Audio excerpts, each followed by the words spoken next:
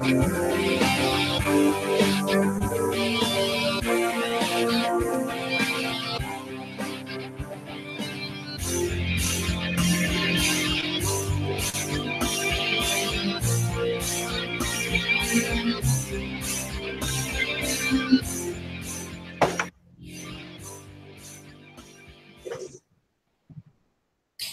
everybody, and welcome back to Beyond the Trailer Park. And as you can guess, it's finally summer in Canada.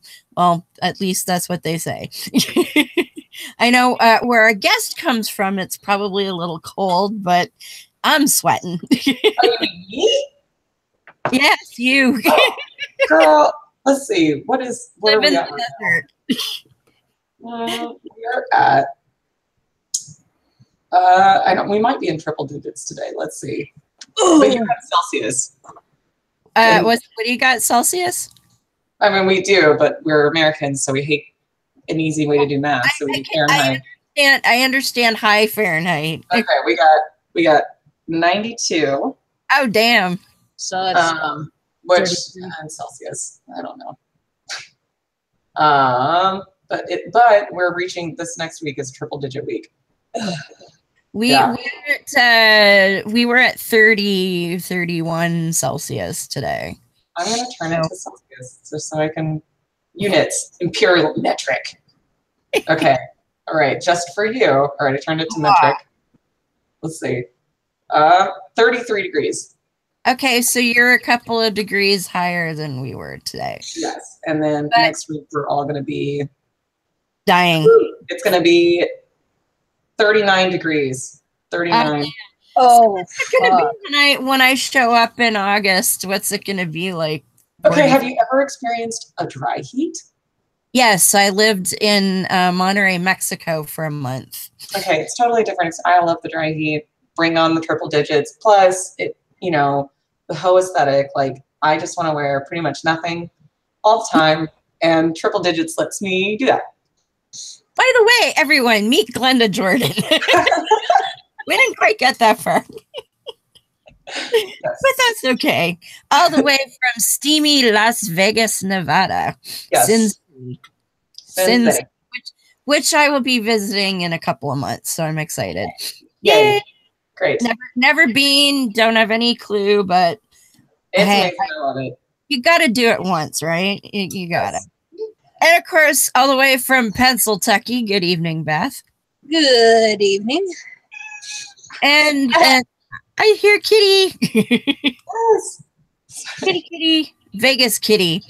Oh, there's Sin City and then there's Sin Kitty. Morgan sends her regards, but she is up to her eyeballs getting ready for taking the bar. I know it's not for a little while yet, but she wants to make sure she passes, so we understand. And hopefully she'll be able to make it back again soon. And before long, hopefully we'll be able to call her lawyer, Miss Morgan, instead of law student. So here's that. And so Glenda joins us all the way from Las Vegas, but we got to hang out with her at her mom's house in March, not too long ago, at the NaNoCon. And Glenda was a speaker at the convention, which I unfortunately missed her talk. A, because of scheduling, and B, because I kept getting waylaid by groups of people I haven't seen in forever. So, and yes, scheduling. I was talking over somebody who I wanted to listen to what she had to say, very, very much so. And I was very upset that our speeches overlapped. But yeah. I mean, I like that they tried to give a lot of variety and a lot of different choices for sure, but it makes it tough where you're like, I need to be in two places at the same time. Well, I wanted for people to hear what I had to say, but I also, it's like, this amazing young girl is talking about dismantling, like a 13-year-old is talking about dismantling the patriarchy. Like, I want people to go listen to her. Like, I want you to hear me, but I really want you to go listen to her. So. Do both. Managed to do both. But we got to chit chat a little bit the next day after the wedding, and I think what you talked about, even though I didn't get to hear it myself, I think it's really intriguing and fascinating, and something that we don't talk about enough at all. And I think it's something that needs to be talked about because we have this idea that you can't be sex positive and sexy and all of that and not be, you know, you're being objectified and you're playing into sexism and all of that. And your take is, well, no, it doesn't have to be that way. You can have the best of both worlds, and I love it. Well, my first question would be, what does it mean to be sex positive? Oh, excellent.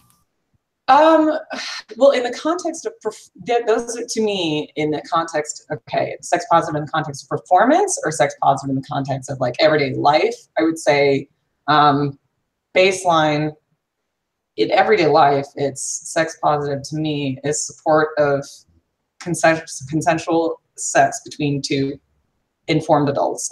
Two or more informed adults to me is, you know, as long as like consent and information, both of those two key factors, like facts and then consent together, joining to create a sex positive. And that's, to me, that's like the absolute baseline. And then you divulge to like different things like, you know, sex work and whatever. And Vegas is obviously, the sex work industry in Vegas is enormous, and it is both very bad and very good. And, you know, in the context of a professional atmosphere, I'd say being sex positive is, to me, the legalization of sex work is paramount. And the decriminalization of sex work is paramount. If we want to create a truly sex positive environment to protect people who are coerced into the industry, who are manipulated and abused in the industry, the decriminalization is the most important thing that we can do to help provide resources for people who are put into this industry against their will, as well as destigmatizing people who choose to go into this industry. So we actually have a sex worker activist rally, I want to say June 3rd, in downtown Las Vegas, and it's by I don't remember if she's going to be here or not, but this is like one of my favorite books called Striptastic by Jacqueline Francis. Jack the Stripper is her little name. She does these amazing comic drawings, and it's a celebration of dope ass cunts who love money. Oh, nice. But she does, so it's just this like really amazing book where she draws these like hilarious comics kind of talking about you know, what it's like, you know, like being a stripper and the questions you get asked. Nice. And I'm not, obviously, you know, I'm not a sex worker myself, but it's she talks about the activism aspect and creating a sex positive culture. That's, legalization, decriminalization, destigmatization, all those things for a more sex positive culture in a professional atmosphere. And I think it's divesting ourselves of the whole slut-shaming idea that being sexual and enjoying sex, and there's nothing wrong with it. Yeah, and you know, I grew up fundamentalist, so I never had. My mother took me and my twin sister to a sexual education course taught by the local hospital, and that's where I got a lot of really good information. I had a American Girl body guide book to you, which American Girl is one of the best I would recommend to any young female identifying person. American Girl is a great publication, and they have a really amazing positive book about puberty and just that whole experience. Anyway, but in my public school atmosphere, I never had sex education. I had at least 2 abstinence-only courses. Yeah. And I think I actually maybe up to 4, because I had a couple in my church, and then I had one in my elementary school, and then one in my high school. And yeah, abstinence only, taught by religious Christians. Wow. You know, condoms fail all the time, and the really horrific, violent analogies for women's bodies and what happens when a penis touches them. And like, we did the thing where we glued construction paper hearts together and then tore them apart, and then did it again and tore it apart, and at the end you're left with these shreds. It's like, this is what your soul and your body's going to look like every time you have sex before marriage. Yes, we did that. Oh wow, I've never. That wasn't even that bad. I had friends in different schools where they had to do the thing where they spit in a cup. They will spit in a cup, and at the end it's like, just drink the cup of spit. And it's like being with somebody who's been with multiple people, and that was the atmosphere that I grew up with. The value of women's bodies and sexuality. Our sex ed only got taught anything once, and I think it was about 6th or 7th grade. And all it was one of those medical cutaway models of reproductive system. And it's like, you know, here's what happens when you get puberty. Here's what happens when you get a period. Here's why you get a period. Here's how to use a tampon. And that was it. Like, there was no mention of penises or men or anything. It was just, well, here's what could, and of course, you know, it was girls only. I don't know what the fuck they taught the boys, but you know, that's all we got. Oh, I had that in college. Freshman orientation in college was, they separated girls and boys, and it was girls on, it was how not to get raped, and boys was don't rape people.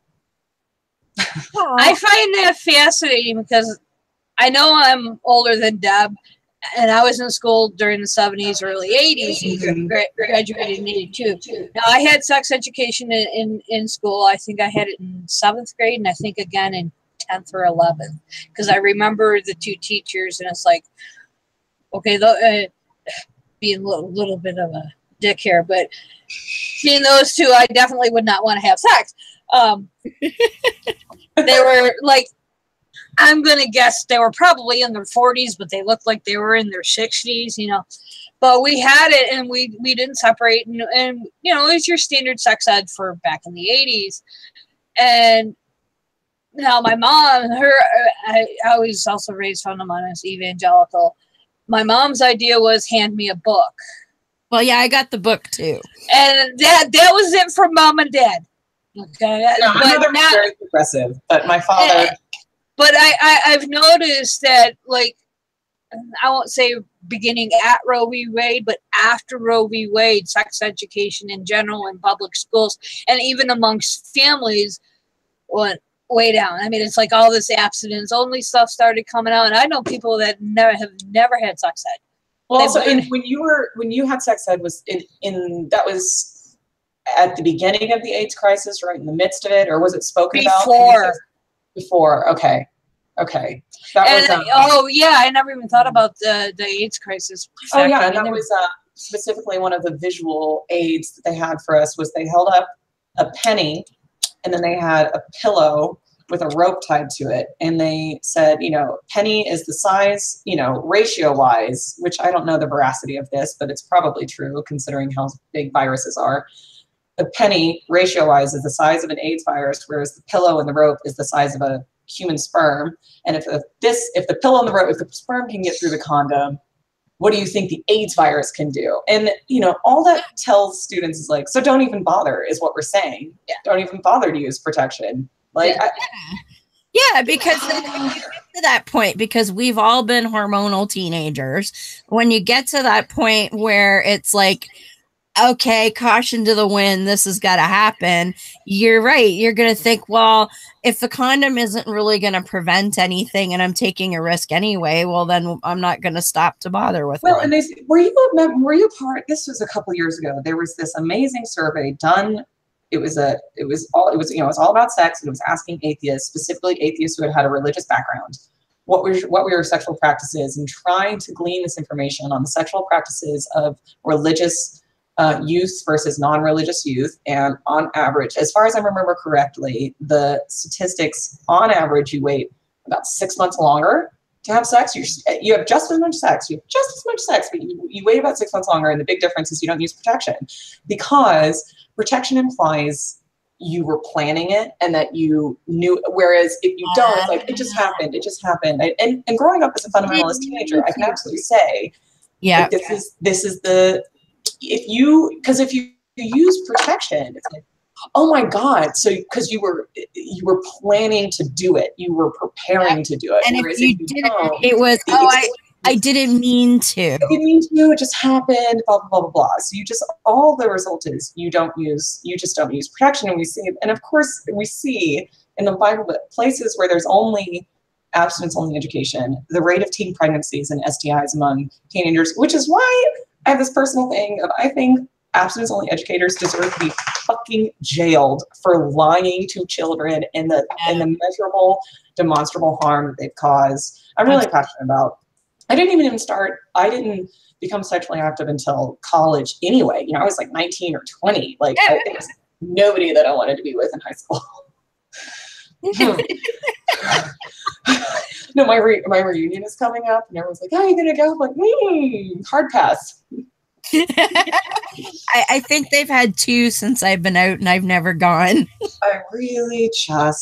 I've got pretty much literally anything better to do with my time. Well, a lot of them, I have a vanilla Facebook that I don't even look at anymore, but that was my first Facebook. And they all started to friend me on Facebook when it came out. And I'm like, you wouldn't give me the time of day. Why the fuck do you want to be my Facebook friend now? Well, and now I've got a good picture on my phone of what 16-year-old Glenda looks like. Nice. Which was not this. I have to, the whole ugly duckling syndrome, which is why people want me to go, like, oh, you can prove to them how hot you got, because I was really bullied and teased for being like weird and a freak and ugly and what. Like, I had the thing where like groups of guys, like one would ask me out in front of his friends as like the joke.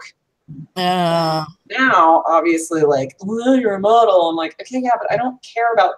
I literally don't care about going and proving to people, hey, I've now reached, because of the genetic lottery, I've reached this level of conventional attractiveness based on white supremacist and ableist and sexist standards. Do I have your approval now? Like, I just don't care. Here, wait. Here's, I don't know if it'll show up, but this was me at like. Yeah, I'm drinking. This is pickle juice out of a sippy cup, which I still do. And then I would dress up as a fairy and take pictures. Okay, this is. I know it's hard to see. It's a little blurry, but we get the. I do the same thing now, but just a lot better. Oh, that's okay. I didn't go out that way, but I used to dress up as a hobbit. I was like 12. See, now I relate more to the Hobbit thing, but yes, I was dressing up as a fairy and wearing pointed ears to school. And you've seen how tall I am. I've been called Hobbit for years.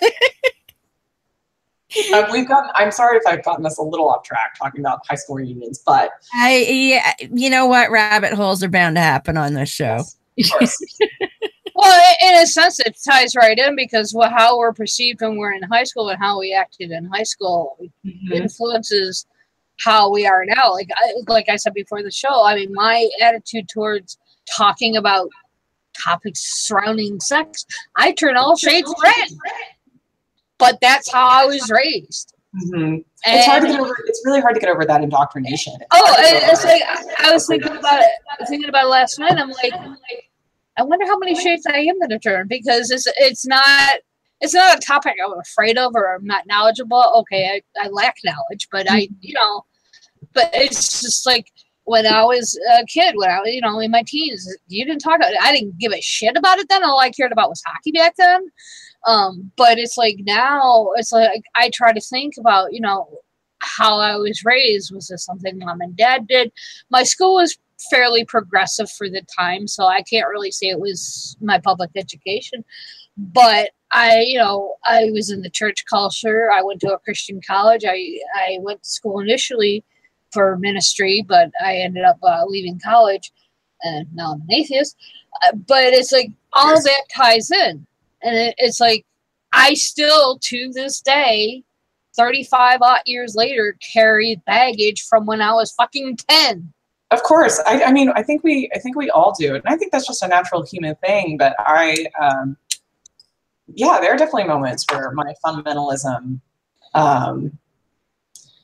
I don't know, it's weird. It's like I have this, like my rational brain, I'll like have a feeling or something in my, I have to step back and perceive it with, there's an emotional mind and then there's a logical mind, and those are both like linked, and it's an interesting experience. But yeah, I never get over, what I think something I never get over is, no matter how many times I've experienced it, being in an environment, no matter what it is, where as a teenager, I would have been shaking. It would have been so thrilling to me.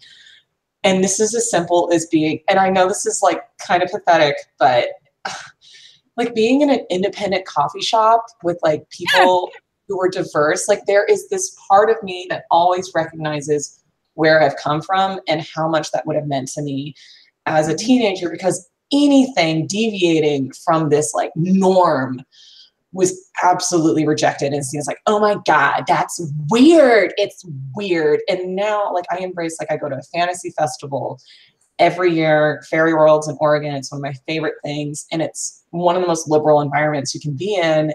And I see these children running around. I'm like, they're going to grow up with this. They grow up around people of varying gender expressions, of like different abilities, like accessing this space, of different nationalities and religions. And just, I still have this moment. I always have this moment where I appreciate like what I'm experiencing right now would have absolutely been rejected or just seen as like not okay from where I was. And I like, there's this little child in me that is always like peering through my eyes, like, oh, there's like organic vegetables in the grocery store. And it's sometimes it's the smallest stuff like that. Like, I definitely come from a place where I appreciate and you probably appreciate that if things had not changed, you wouldn't be experiencing that moment.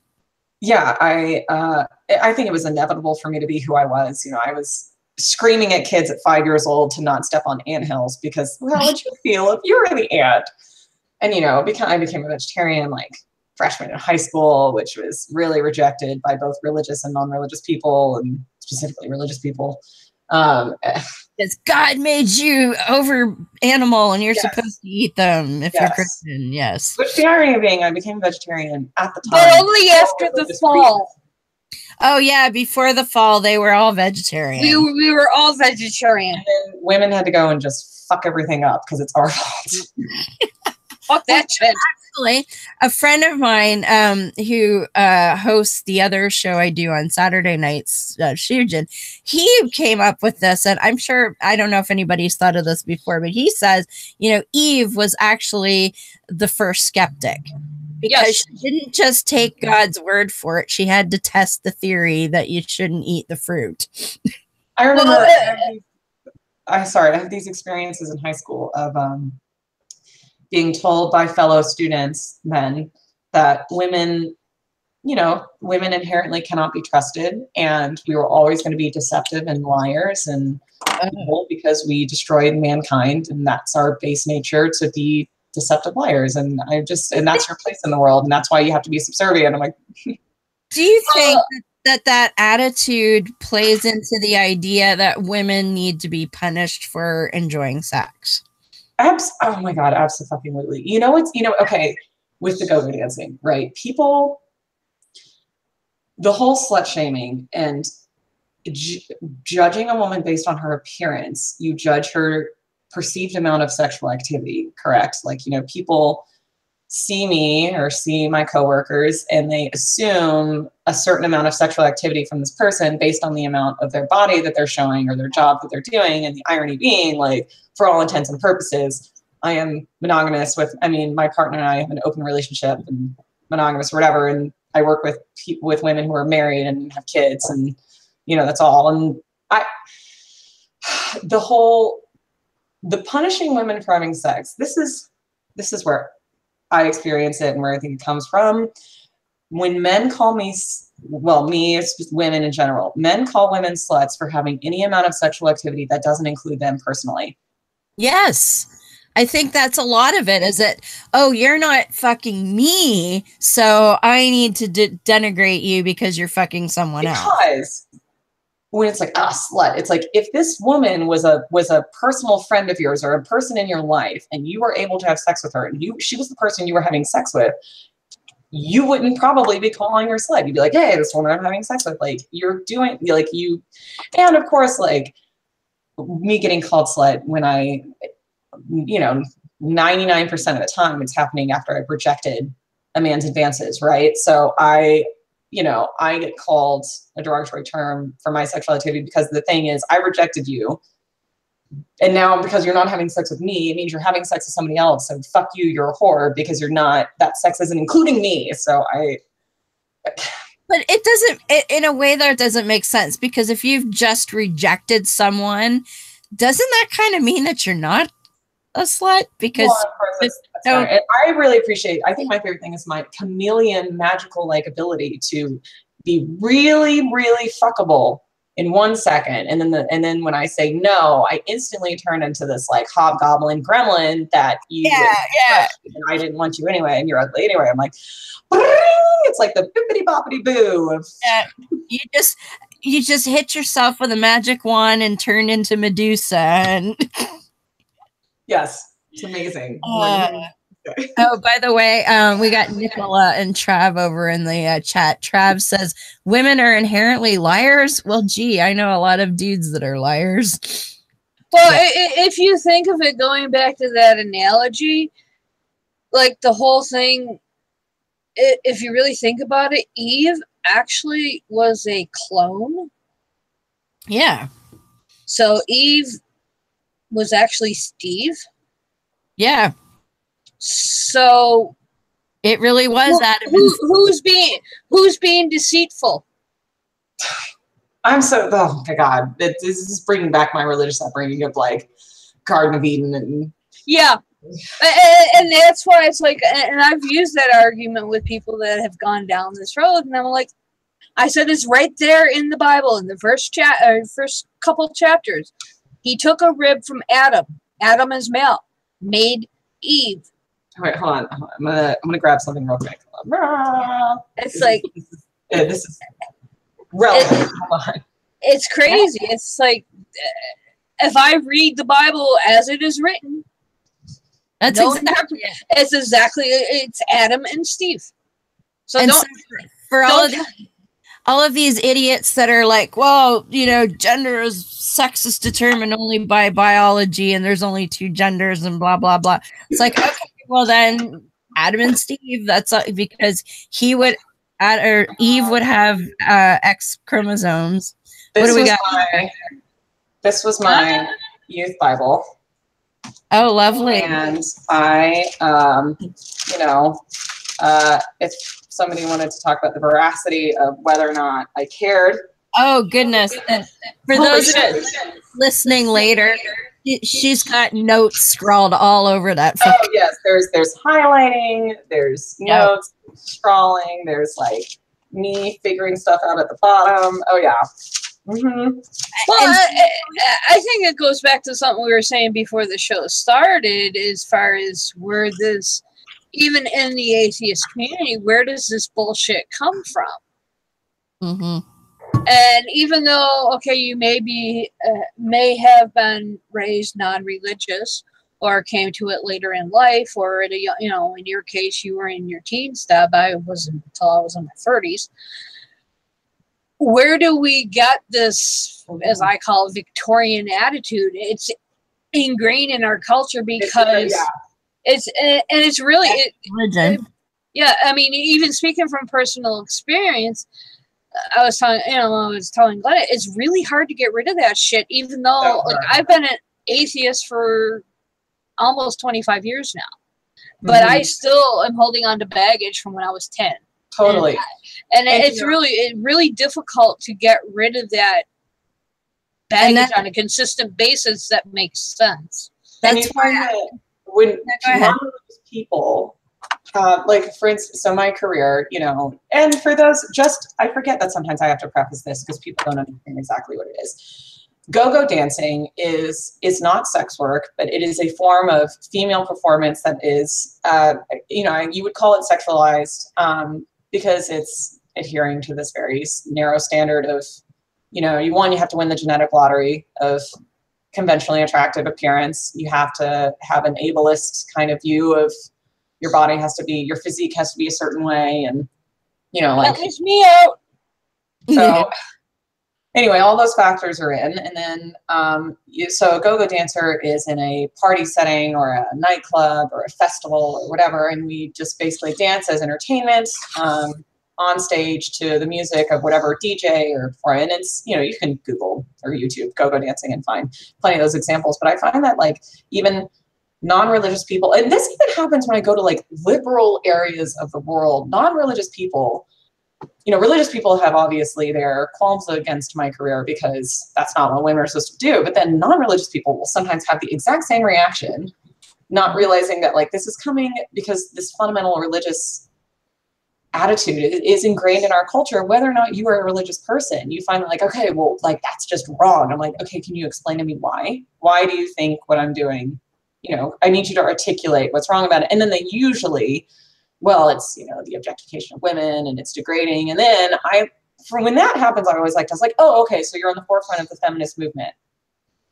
Like what, you know, do you prefer Lord or Steinem? Like, do you know what? But that it's inevitably, it's people who don't, you know, when people criticize, okay, well, it's objectification of women. I've only had a few experiences where it's from somebody who actually knew a little bit about feminism, knew a little bit about choice, because for the most part, it's people who have never given a fuck about feminism to begin with, but they have to say some reason why, because we want to punish women who embrace their sexuality and who embrace a performative aspect of their life. You know, I'm this hatred of women which is misogyny, you know, the hatred of women, this hatred of women who embrace who they are, and not just embrace who they are, but I mean like adhere to this,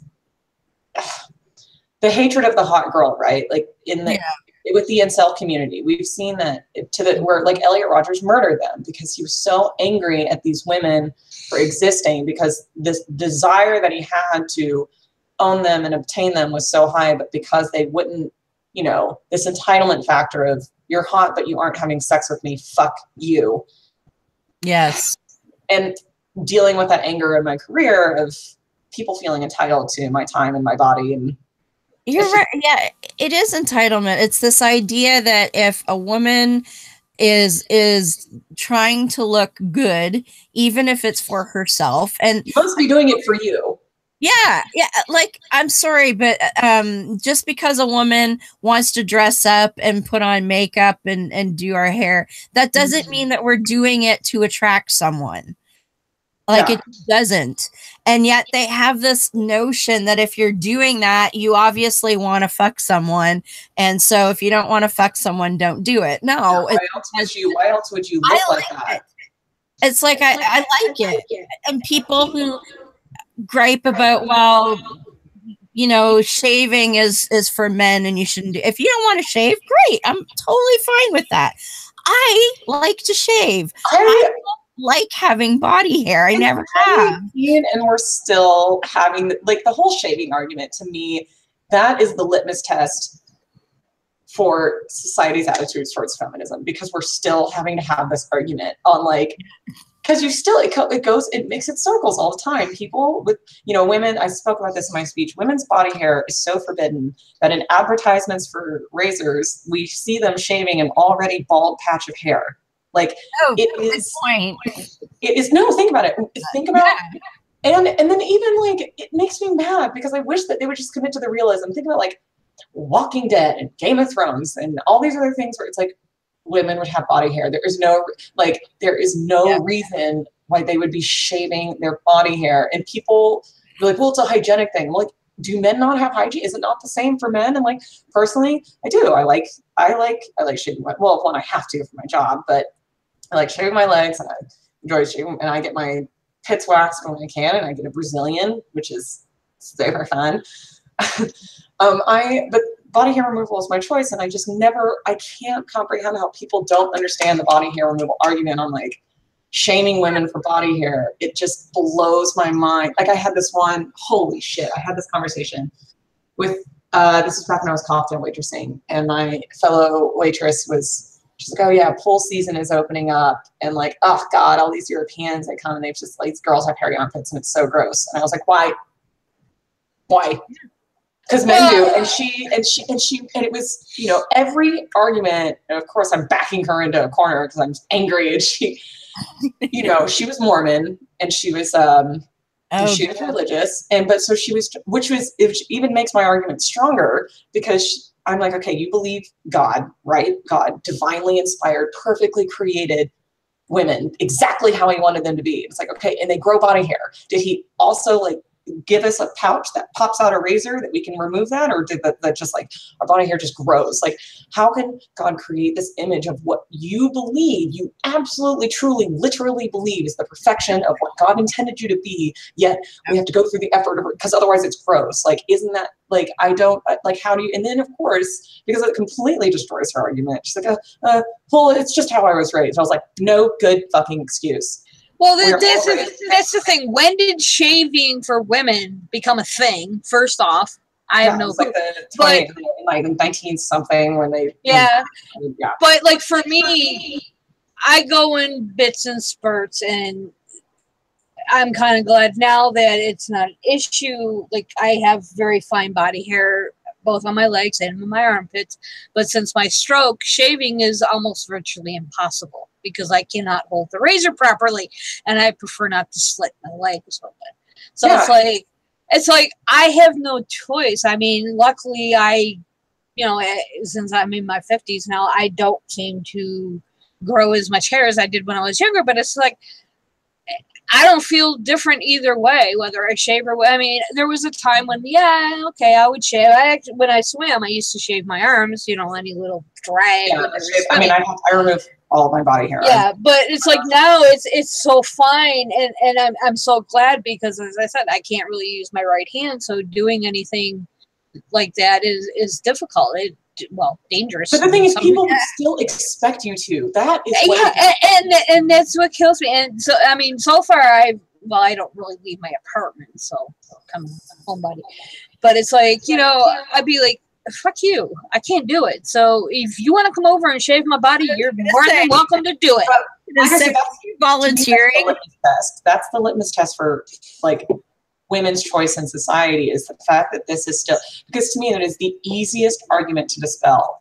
The easiest one of the easiest, is the fact that we still expect women, you must remove your body hair. And the thing is, and I spoke about this in my NaNoCon talk, is that artists have had a huge responsibility creating this fucked up environment since we were making paintings, because when we were painting women, the representation of women that were seen as image of perfection were always white and hairless, because it was the more youthful, which is really gross when you think about it. Like, the more like prepubescent children we can be, then the sexier. And I enjoy shaving, but my partner, he's got a tattoo sleeve, and he likes shaving his arms because it's like you can see it's just the fact that it's questioned at all. Like, if I were to have like hairy armpits, I have this memory of being 12 or 13 in the grocery store. You know how they have the tabloids right at the checkout section? Yeah. And it was a picture of, I want to say, Julia Roberts, and she was like waving, and there was I remember that. And think about this reinforcing of these body ideas that women must adhere to, of like, you've got, and the whole point, with my job and what I want is that, like, it's fine to do that as long as it's a choice. And the crux of my speech was, you were perfectly welcome to wear makeup and high heels and shave your body and do all those things, as long as you, and you're perfectly welcome to enjoy those things when other people do them, as long as you actively and aggressively, in every conceivable aspect of your life, dismantle those as standards for everyday living. Like, it's fine for you to enjoy shaved armpits, as long as, let's say you see a woman with hairy armpits and someone makes a comment and you go, it's absolutely her fucking choice to not shave. That is perfectly fine. And that's when it becomes unethical. If you like, oh, I love wearing makeup, but I also think when women don't wear makeup, they look tired. Yeah, no. I never understood the makeup thing because I've never worn makeup. I think, my cousin did one dress up with me when I was about 12, and that lasted 5 minutes. As soon as I got home, it came off, and I have not worn makeup since. Oh my God, I easily have over $1,000 worth of makeup. And I find it fascinating because sometimes I will actually sit and watch YouTube videos of makeup tutorials. I have no fucking clue why. I mean, makeup just baffles me. I've always been, the simpler the better for me, especially now. But it's like, even with my hair, I don't do anything with my hair. But yeah, I went through a phase where, oh, I had to put body lotion on and yada, yada, yada. And it's like, why am I doing this? I don't even like doing this. And then I realized I was doing it because my partner at the time, that was her thing. And it's just like, I was watching TV shows I would never watch normally.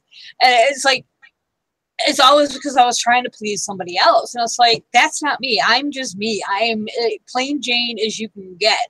I mean, my hair, the only reason my hair is like this is because I had a hair tie-in right after my stroke and it got stuck on my hair and I couldn't get it out because my hand doesn't work. So I cut my hair off. That's it. That's why my hair is like that. It's like, I don't give a shit.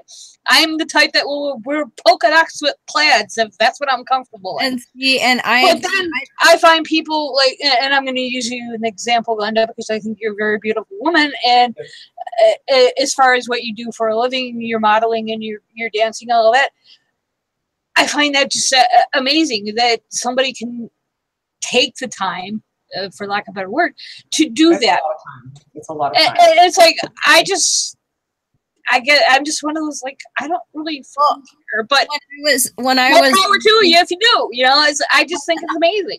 When I was into the goth scene back in my 20s, you know, I believe it or not, as pale as I am, I would still put a little bit of white on, but yeah, you know, yeah. it was the freckles, man. I had to cover up the freckles, but you know, I was doing, you know, the white foundation and all of the, I would take an eyeliner and like draw little vines down. Oh, yeah, I totally did that all the time in high school. I loved it. Oh yeah, I loved it. And that's, you know, that's what I would do to go out clubbing and stuff like that. And I'm like, I don't have the fucking energy. Like, I'm like, oh man, I gotta go put eyeliner on. But I do it. I don't feel like doing it, but I do because I personally feel more comfortable in public if I have at least a bit of eyeliner or something on. And that's just my preference. Well, what I find, I'm so damn pale. Like if I don't wear mascara and eyeliner, my eyes vanish because I have like no color. I don't know how I ever lived without doing my brows, to be honest. Yeah. Well, what kills me is we all have a mutual friend who is transgender, and she finds that, and I hope I'm not misstating what she's written, but I take it is that if she's not wearing makeup, she gets misgendered. Yes. Yeah, and I find that, and I can relate to that because I'm such a plain Jane. I don't wear makeup. I'm very, you know, I'm bulky. I'm heavy. I played hockey for 26 years, so I still have some, not much, of that physique. Still, and when I found when I was younger, it hasn't happened so much now in the last 10 years or so, but if I didn't, people automatically, even though I am, assumed I was gay. And I'm like, I mean, that's a whole conversation on when you go into stereotypical femininity, you must, of course, be a lesbian. Yeah, and it's like, you know, well, yeah, actually I am, but that has no bearing on whether. It's like I said, the one person that made this was years and years ago. I think it was even before I moved to Emporium. Pretty much everybody knows Emporium, I'm gay. But it was just like, you know, they made that, I don't know if it was he or she, made that comment. I said, well, actually I am gay, but my wearing makeup or doing my hair has absolutely nothing to fucking do with it. The majority of women that I work with are queer. The majority. And I said to the person, I said, oh, and by the way, I started playing hockey when I was 3. So what does that say to your gay theory? Yeah. I said, you know, you tell people that it's a choice, and my playing hockey and softball and soccer, all that is because I'm a lesbian. Darling, then I was born with it. Because you know what, I didn't even come out as queer until literally until after I moved to Vegas. Right. Well, I didn't even come out a lesbian until freaking after college. I mean, I knew it was there, but the term lesbian or homosexual when I went to school in high school and in college, well, especially in college, didn't really exist. I mean, I'd been with my girlfriend since I was like 14. We were together for 7 years, and we broke up when I was in college. But being gay or being a homosexual or well, even just talk about sex, period, didn't exist back then. You didn't talk about it. Yeah. And also, it's like that we don't, if you feel like, well, I haven't had an experience with this person that with somebody that I'm attracted to, therefore I can't be. You know, I remember thinking, you know, okay, well, I think women are really beautiful, and I had, you know, kissed a few in college, and really, you know, that I kissed a girl. Yeah, I did. And the stereotypical thing. But, you know, it's like, okay, yeah, but I haven't, like, dated one, and I haven't really, like, been with one, so I don't feel. And then it was only after Vegas when I was able, you know, be here to actually have some experiences when I'm like, oh, okay. Like, now I feel like I can officially say, yes, yeah, I think, and that's what, like, between our generation and the generation now is that they're able to accept it a lot earlier. Oh, it's like, it's 5 years ago or 10 years ago. Like, it was, especially where I grew up, like, being openly queer, which is one thing I'm really proud. Like, my nephew is 13, and I am, like, so excited and proud about his generation, because the acceptance of, like, LGBT issues is so much. You know, it was every 5-10 years, how much more accepted it is. And I'm just really proud of progress that we've made. When they announced, I was actually at one of my other polyamorous partner, I was at his house when they announced, you know, when gay marriage, this was before everything went to shit, and gay marriage was legal, and I ran into it. He was in the shower, and I ran into the shower. I was like, gay marriage is legal. We both cried. It was amazing. And then well, I had a laugh when the Oberfell's ruling came out. Mm-hmm. One of my friends who's straight but knows that I'm gay, but I'm been single now for 5 years at least, and I'm actually enjoying it. Actually came to my apartment. I think it was in the shower. I don't remember, but I maybe shower again. Weird. Yeah, and came in. People just walk in. Shower a lot. They'll knock and just come in because mobility is not my thing. And was like all excited. You can get married now. I'm like, yeah, but I really don't want to. But I like the option being open to me. And that's the thing. I mean, I remember when the whole marriage discussion started back in about 89, 90, when the first round of it, and then it kind of fluttered away, and then it came back again, and it came back with a vengeance. And so a lot of my friends know the struggle that we've been through, and it's like for a straight friend and I live in a very, I'll say, conservative leaning. Really hard to put a label. Well, it's hard to put a label on this town, and it's like these people are really messed up. I'm from backwards. Yeah, it's very just. Yeah, I've been there. It's nice to look at, but I wouldn't want to stay more than a couple. Honestly, especially after my mother's election, the backlash to the atheism was so vile and hideous and depressing. Really put me in a dark place.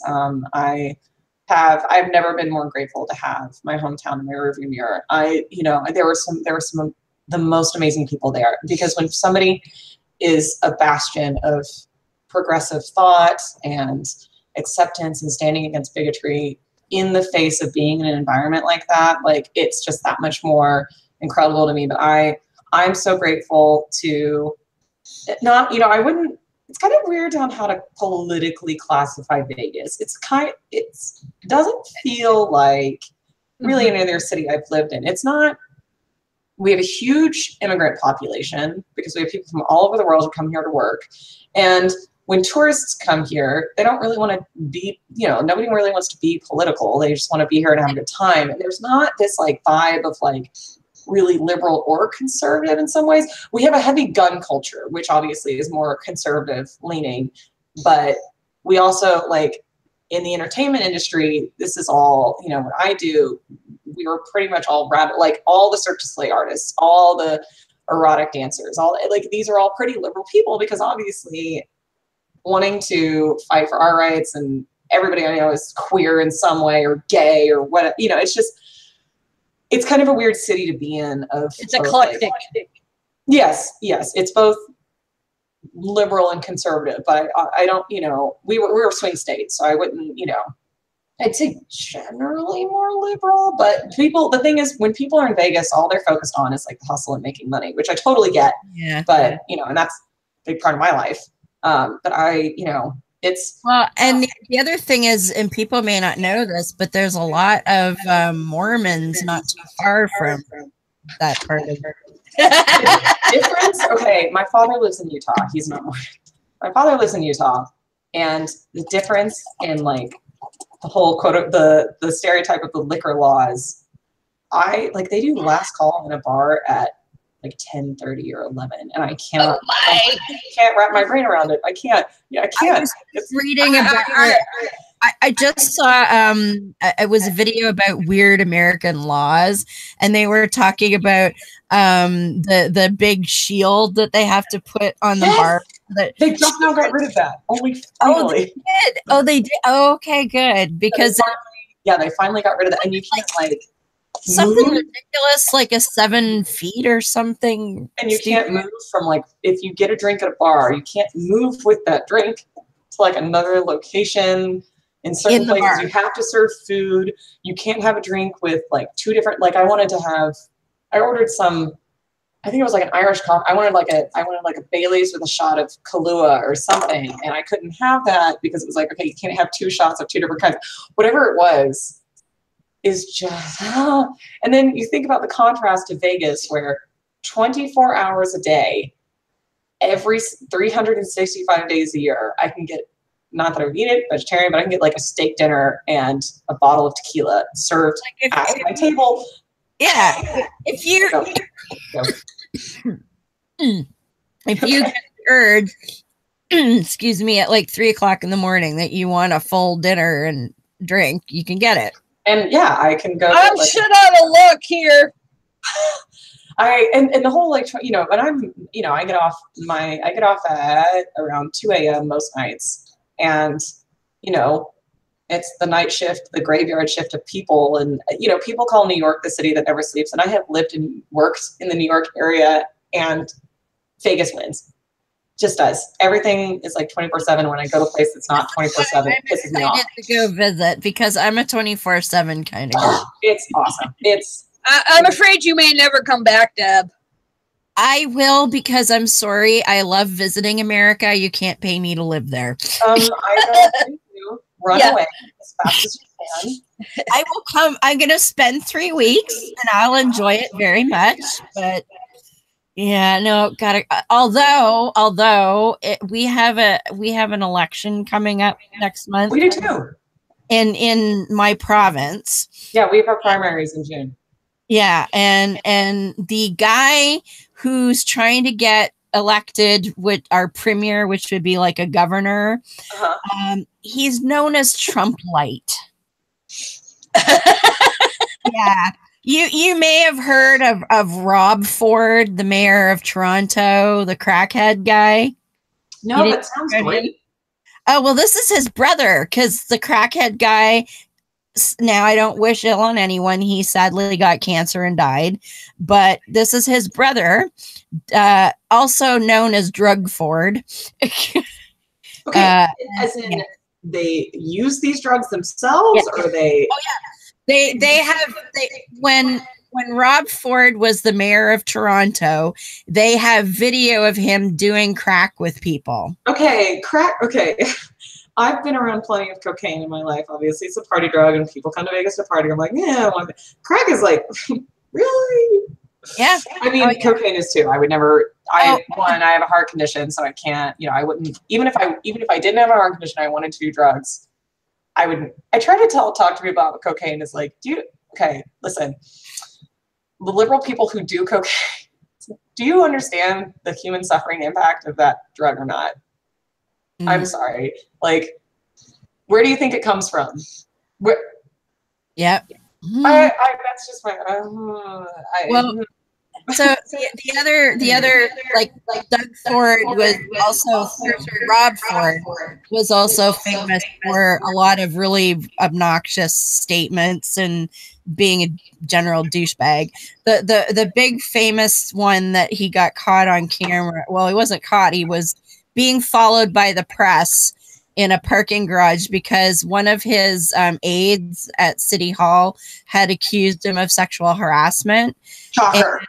Yeah, I know, and he was accused of propositioning her for oral sex. And once again, shocker. His reply to the press, who were, you know, she had made her accusation and they were following him in the parking garage going, you know, Mr. Mayor, what's your comment? You know what his comment was? I wouldn't do that. I'm married. I've got enough pussy to eat at home. Oh my God. He said that on national television. Part of me is like, great. Cool. We more men publicly talking about how they eat it. That's great. But this is his brother who's running. He was elected the leader of the Progressive Conservative Party, and don't let the name fool you, because they're the right-wing people. And see, liberal is actually centrist in Canada. We have the Liberal Party, but they're the centrist. We're getting confused, Glenda. I know. And then we have in Ontario 2 parties to the left of that. We have the National Democratic Party, the NDP, and then we have the Communists to the left of them. Still, Turfs get the ball. Yeah, fuck the turfs. Fuck you, turfs. Oh, by the way, we have a lovely fundy in the chat at the moment. Oh, where? I want to read. Where is that? Chaos. So if you go to the live feed on YouTube, no, that's internal. Oh, but if you go to the link that you shared, and now it'll play, so you might hear me or us right away. So you want to mute it immediately. I will mute it right away. But there is a live chat in there. And that's where Trav and Nicola were hanging out. But someone named Chaos Theory has joined. And apparently you've been tricked by the devil. Oh, yes, I have, sweetheart. Where's the comments? Wait. Atheism. Yeah, here they are. Let's see. Yeah. Atheism, a joke. Oh, nihilism. You're right. You do make me fucking depressed. You do whatever you want. I do whatever I want, and the amount of shitty things I want to do is zero. There's no good or evil. Oh. Put that on a shirt. It's so edgy. Edgelord. So he's developed a deep internet. What a joke. Devil tricked you. You know what? They're so original. Like, I know I've never heard those before. Have you? Well, here's a question for you, Glenda. Since you're doing the devil's work, when did you become interested in dancing? Yes, in the devil's work. I mean, how did you get there? Get there from being raised initially fundamentalist and all that. I mean, it's okay. My naivete is going to show here, but you know, I mean, how do you go from being a religious fundamentalist to a devil? Perfect question. That's a leader of the devil. So, I always was interested in theater and performance. I've always been an extroverted, loud person, and I was doing community theater. No. Well, I mean, the way I looked, you'd think I'd be like a little more shy and reserved, and I wasn't. I've always been kind of a raging asshole with my belief system, which I make no apologies for. So I did community theater when I was younger, and this is super fun. I love this idea, you know, which basically I was doing LARPing before LARPing was cool, because my church did this reenactment of baby Jesus' birth called Beth in the Marketplace, and it was basically LARPing. It's just LARPing for Christians is what we were doing. Anyway. You know, I never thought of it that way before, but you are absolutely right. The church down the road from here LARPs with live animals at Christmas. So community theater was like, oh, this is awesome. And that's where my best friend in the whole world, Daniel, transgender. So at the time it was like this different relationship now, like all like super cool doing our own things. And then I was super into fantasy, like, and I still am, like anything, like, do you see that on the wall right there? Do you see that sword? Yeah, I was one of those nerds that's got the swords. That's Arwen's blade from Lord of the Rings. Yeah. So anyway, super I thought it looked elvish. There we go. So I was always super into fantasy, and then going to these fantasy festivals. I went to one where I saw, this was in like 2007, and I saw a hoop dancer. Which have you seen hoop dancing? Do you know, like the people who do the tricks with the hoops? Okay, I had seen it before, and I thought it was the most amazing thing in my life. And then I saw this girl with a hoop at this. It was in Philadelphia, and I bought it from her for like $10. This is really cheaply made one. Started performing, won my high school's talent show. Yeah. And then went to college and was doing it more. Like I got a fire hoop. So I was doing like fire performance and like really getting into like moving my body and dancing in space and like really getting into and appreciating this kind of performance aspect. And then when I moved, I lived in Paris for a year and did a couple shows. I had some big shows at a club on the Champs-Elysees, which is like Paris versions of Times Square. Yeah. And I had some fire performances at a nightclub there. And I remember riding the metro back to my apartment, and it was like 4 a.m. and I just got paid a couple €100, which was a lot of money for me because I was a broke college student, and living in Paris is so expensive. And it was just more money than I had ever made in my life. And I had, I was on stage and I had a hair and makeup artist. And I had this and I had a bouncer security escort me to my stage. And I had all these people screaming for me. And it was like the single most thrilling experience of my life. And I remember being on the metro like this is what I want to do with my life. This is absolutely it. And then, finished up there, finished my degree. And then the second I was done with college, which I got a degree in painting and drawing. The second I was done, I packed up my minivan, put Miss Whiskers in a little carrier crate, and I drove out to Las Vegas. And I didn't know anyone there. I didn't have an apartment. I didn't have a job. I was privileged enough to have parents that were willing to lend me some money to pay the deposit for the apartment that I got. And the first month while I got a job. And then I started working as a go-go dancer pretty quickly, and then doing a lot more modeling. And then, the past 5 years, I've done shows with, Snoop Dogg and Sean Paul, and flown to New York and Florida and all these, I've done a music video that's got, I don't know how many millions of views it's got now. And it has been the single like greatest thing in my life is moving to Vegas and being a go-go dancer. Is like, it means so much to me. And awesome. The best part about it are other go-go dancers. I have the most incredible group of women that I've ever, on a Friday night or Saturday night with, she works she's busy with her other job, but it's me. And then my other partner has a doctorate, and then there's a helicopter pilot and a nurse. Other women that I work with.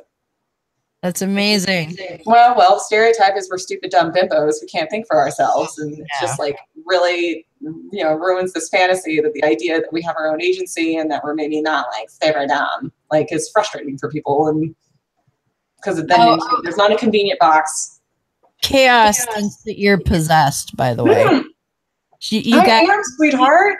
You got an evil spirit in there. Oh, God, I love that. Oh, and now we've got another guy who says that atheist is bullshit. He loves religion. And what came first, the chicken or the egg? Actually, the egg did. Yeah. Oh, that's so deep. Oh my God. But see, here's the thing to the person that just made that comment.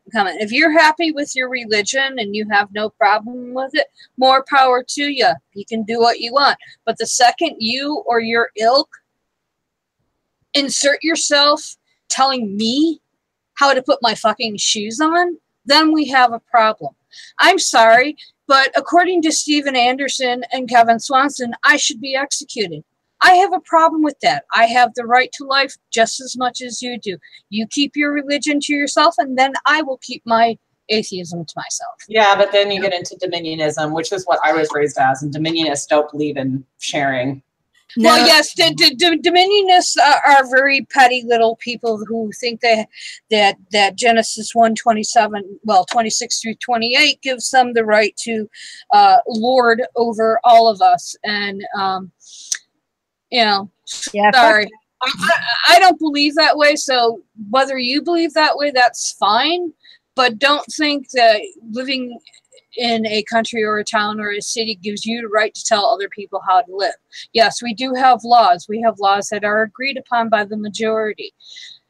But you cannot, according to our Constitution, take that majority to discriminate and to make life miserable for those of us in the minority. Yeah, well, edgelords are never gonna like be satisfied with. I'm sorry you have such a sad little life. Like, although I'm curious, it's like about me being possessed by the devil. I'm like, what is it? Is it my teeth?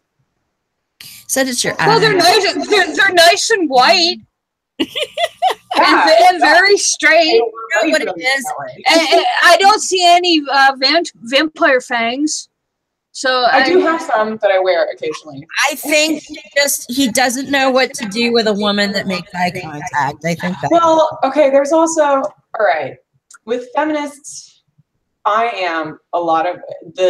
with feminism, I am considered a quote unquote fun feminist for people because I adhere to patriarchal standards of beauty, right? Like, yeah, there's a stereotype of feminists being, you know, they're ugly and they've got a whole bunch of cats and they dye their hair crazy colors and it's just because they're like, you know, female incels or whatever they want to say. And it's frustrating for men when they find out that I'm a feminist because it's like, but you're the hot girl. No, man. And you know, because then all the stereotypes that they like to push on them doesn't necessarily apply to some of my life. And it's, you know, frustrating for them. And they're just like, you know, they're a dime a dozen. I've dealt with them a million times and your life is just small and sad. And I'm sorry, you hate fun.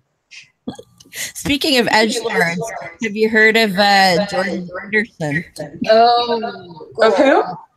Jordan Peterson. Henderson? Peterson.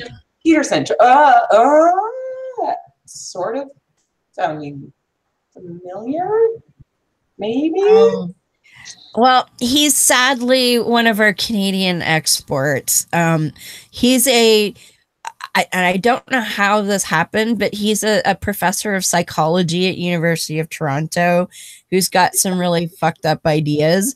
One of the things that he said recently, because he's sort of been adopted by the incel twits, is that, quote, enforced monogamy would solve some of those problems. How does that even work? Thank you. I was debating with somebody on a thread the other day, and they were quick to point out that if I had read all of Peterson's stuff, which I prefer to sleep normally instead of. I don't have the time, sweetheart. I don't have the fucking time. That he said that socially enforced monogamy. So slut-shaming. It's kind of like the incel thing where like government programs to distribute women for the people who aren't getting that's the extrapolation. Now, the person I was debating said Peterson means not government enforced, but socially enforced. So like slut-shaming, basically. Yeah. But yeah, there are people that are taking it to that conclusion that, oh yeah, you know, socialistic distribution of women kind of shit. You know, if y'all were better in bed, we'd probably fuck you a little bit more. That's true. And a little less entitled about it too. Well, my question to that would be, so like for a person like me who basically is asexual, how would that work? Okay, disregard the fact that I'm a lesbian. Mm-hmm. How does that I could give two shits about sex. I really don't care about fucking people, and I sure as hell ain't gonna let somebody fuck me just because it's being socially enforced or government enforced. Yeah, but yeah, how does that work? It's like, yeah, I mean, it's like, I know quite a few people that are more hardcore as far as being asexual than I am. I mean, yeah, I appreciate sex when I have it, but I don't really give two shits whether I get it or not. Yeah. So if their whole idea is, you know, because they want to get fucked, they're barking up the wrong tree with me. Well, that's like, I was reading a story about somebody I know who is also a lesbian and who was recently propositioned by a couple. And somebody was, the person was writing about it, and somebody said, "Oh, well, did you take up the offer?" She's like, "No, there was one too many penises involved." My partner and I, we have an open relationship, and dealing with people who cannot comprehend just how we navigate our relationship has been really interesting. I'm a very stereotypically, in some ways, feminine person. He's a very stereotypically masculine person, Harley riding, combat veteran, tattooed, beard, huge man. And people cannot, the disbelief that they have, like, what do you mean? You're just like, sex with other people? And I say, for all intents and purposes, we're monogamous, because honestly, we don't have a lot of spare time, and our time is spent with each other. But it's amazing to me because a lot of the people who have expressed disbelief about that kind of relationship dynamic are currently cheating on their monogamous partners. Yeah. They do the same thing we're doing, but just with lying. And, the people expect him especially to adhere to this like patriarchal standard of jealousy and ownership of women, and like, I just wouldn't let another guy touch her. It's like, well, first of all, you don't know if she's with other men or with other women. And I don't know. This has been the best relationship of my life, and this openness and honesty. But people like this, the uncomfortableness of like having a couple that doesn't adhere to this. This is how relationships work, and this is how monogamy works, and this works for me. And it's just, I don't know. That's been something that's been, and this idea that guys feel like they're entitled to sex. And I'm not saying all guys do. I'm talking about the dumbasses who articulate that they feel that they're entitled to fucking, and who act like they're entitled to get fucked. I don't understand. Like, I've never in my whole life thought that anyone owed me sex. Like, that's never occurred to me. Well, we're also conditioned as women, and what we're conditioned is I had a lot of really hurtful and shitty experiences in my own sexual awakening, from getting over the obligation to give sex to partners because you feel like it's something that men deserve and that they're owed. And I had a lot of harmful experiences where you do things you don't want to do because you feel like you need to, and you have to, and you're supposed to. Well, even that whole idea that if a guy buys you dinner on a date or several dates, after a quote acceptable amount of time, if you don't put out, then you're being greedy or some shit. Oh my God. I first off, I pay for my own shit. Like, I mean, I have a job that allows me to do that, but this whole like I'd feel uncomfortable. I don't like it when men, like, I will, especially on a first date, like, I don't mind that they offer, but I refuse. Like, it's like, no, I'll cover what I got. I'll pay for a round of drinks, or you pay for a round of drinks. Like, I definitely like to cover my own. That's the type of person I am. And yeah, I understand what the social norm is. When you invite someone, that means you're going to try to at least front the bill. But and my partner and I have been together for, over 2 years now, and we still split stuff. It's like, we go back and forth with who gets what. But I do not like men paying for stuff for me. I definitely like covering my own, and like, because I don't want them to feel like they're entitled to anything, right? And then feels like, well, I bought you a drink, therefore, like, I thought we were gonna fuck because I bought dinners. Like, where the hell did that come from? What I find really interesting with the relationship dynamic of buying dinner and then hoping for a fuck afterwards is that, why is it always centered around sex? Why is it the man buys dinner and therefore the woman has to put out? It's like, when did it become such a sex being the ultimate? It's like, it just seems, it seems like it's backwards. It's like, everybody just, or they feel that the means to control a woman is through sex. Yeah. Yeah, absolutely. Just doesn't make any sense. I know we like to rabbit hole and talk about other things. Were there any other questions that you wanted specifically to ask about the job or? Well, one thing I was curious, and as a feminist and doing what you do as your career, how, in your mind, or how do you rectify it? Because some people would think, well, you're a feminist. Well, you had touched on it a little bit. You're a feminist, but you're a go-go dancer. Therefore, you're objectifying women. How do you balance that? So I actually think what is more of a problem than quote unquote the objectification, the sexual objectification of women in my job, I think way more of an issue is presenting this very ableist version of what is sexy. To me, I think that that's honestly more of an issue than the, objectification of women. Like, so when we define what is objectification, is if objectification is viewing a woman as an object, right? Like you strip away the humanity because you're just a sex object.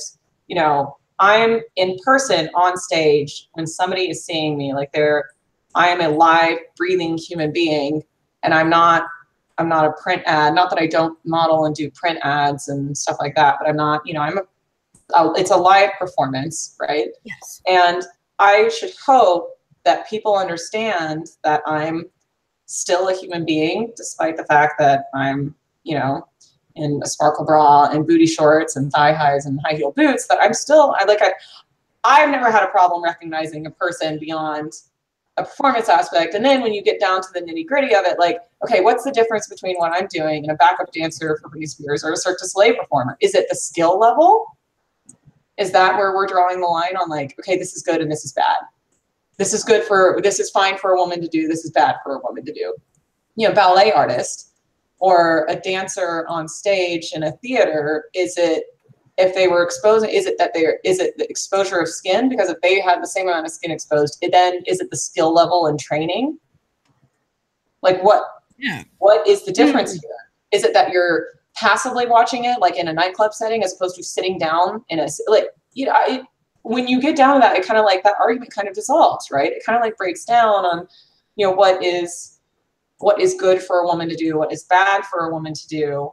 And for me, I'd say the issue is much more presenting, this is what is sexy. That's much more problematic than like you're sexualizing a woman. Because the reason that argument pisses me off is like, I've had so many people, well, don't you hate it when guys look at you and just want to have sex with you? I'm like, oh my God. That is everyday life for me. I don't understand. Like for you to be so obtuse to the experience of a woman. Like I have the most violent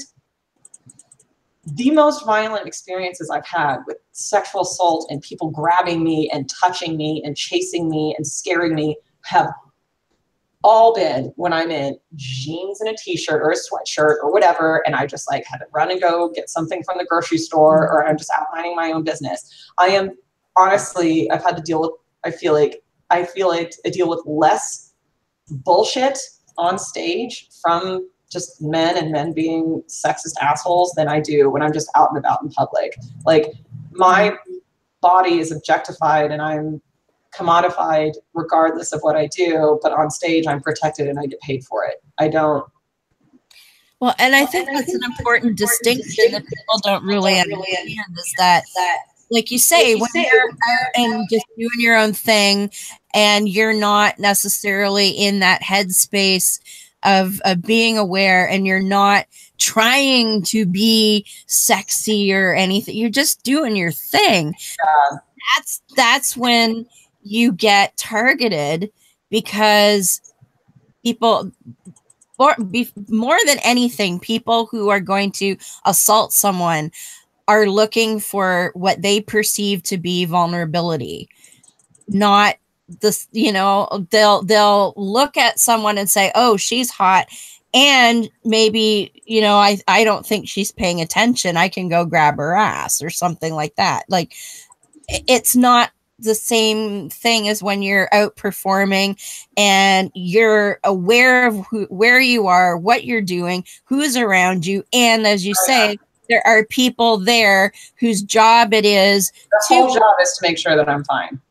Yeah, exactly. But when you're going to the store at 2 o'clock in the morning because you're jonesing for that steak and a beer, you know, that's when somebody might jump out and be like, oh, I'm gonna grab you and do whatever. Or just like, you know, the catcalling in general. Like, yes, of course I have people saying shitty comments to me while I'm on stage, but it's just like it's just in this protected space where I have the, like, I don't feel, you know, when you're in public, telling someone to fuck off is a gamble, right? It's a risk. It's okay, do I do that? Or do I, you know, that's why, you know, my headphones are the single most important accessory I have, because it lets me feign ignorance and feign ignoring them. Because if you ignore them, if you ignore someone catcalling you, it runs the risk of you're going to make them angry, which I've been chased down a street screaming that this guy was going to fucking rape me because I wouldn't talk to him like that. You know, of course that's happened. But the headphones let me go like, I'm sorry, I just didn't hear you. You know what I mean? Like in that one little moment of like trying to make sure I stay alive. And yes, people say, I actually had the first incident. I had to, in the 5 years I've done this job, I had to have somebody removed from the club last month. And that was like the first time I've ever really had to deal with that. And he like reached forward to touch my boot. And I'm on a little podium, on a little dais, little podium thing. And then he reached forward to touch my boot. And I was like, oh, sweetheart, you can't, you know, be careful about doing that. Like, that's dangerous for you and for me. I don't want to kick you. And if I'm not looking and you trip, like I could fall, like, just, you know, make sure to keep your hands to yourself. And I generally, you know, my attitude when I'm in a nightclub setting on the roof of the Rio, and I always start with good attitude and smiling. I'm like, oh, okay, we'll handle this way. And then, you know, being kind towards the guests, because all I want is for everyone to have a good experience and have a great night in Vegas. And then he said, he was like, well, fuck you. And I was like, oh, fuck me.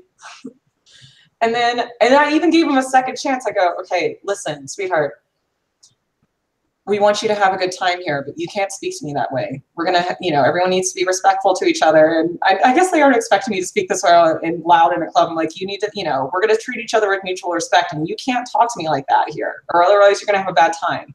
Like, I will have security escorted you out.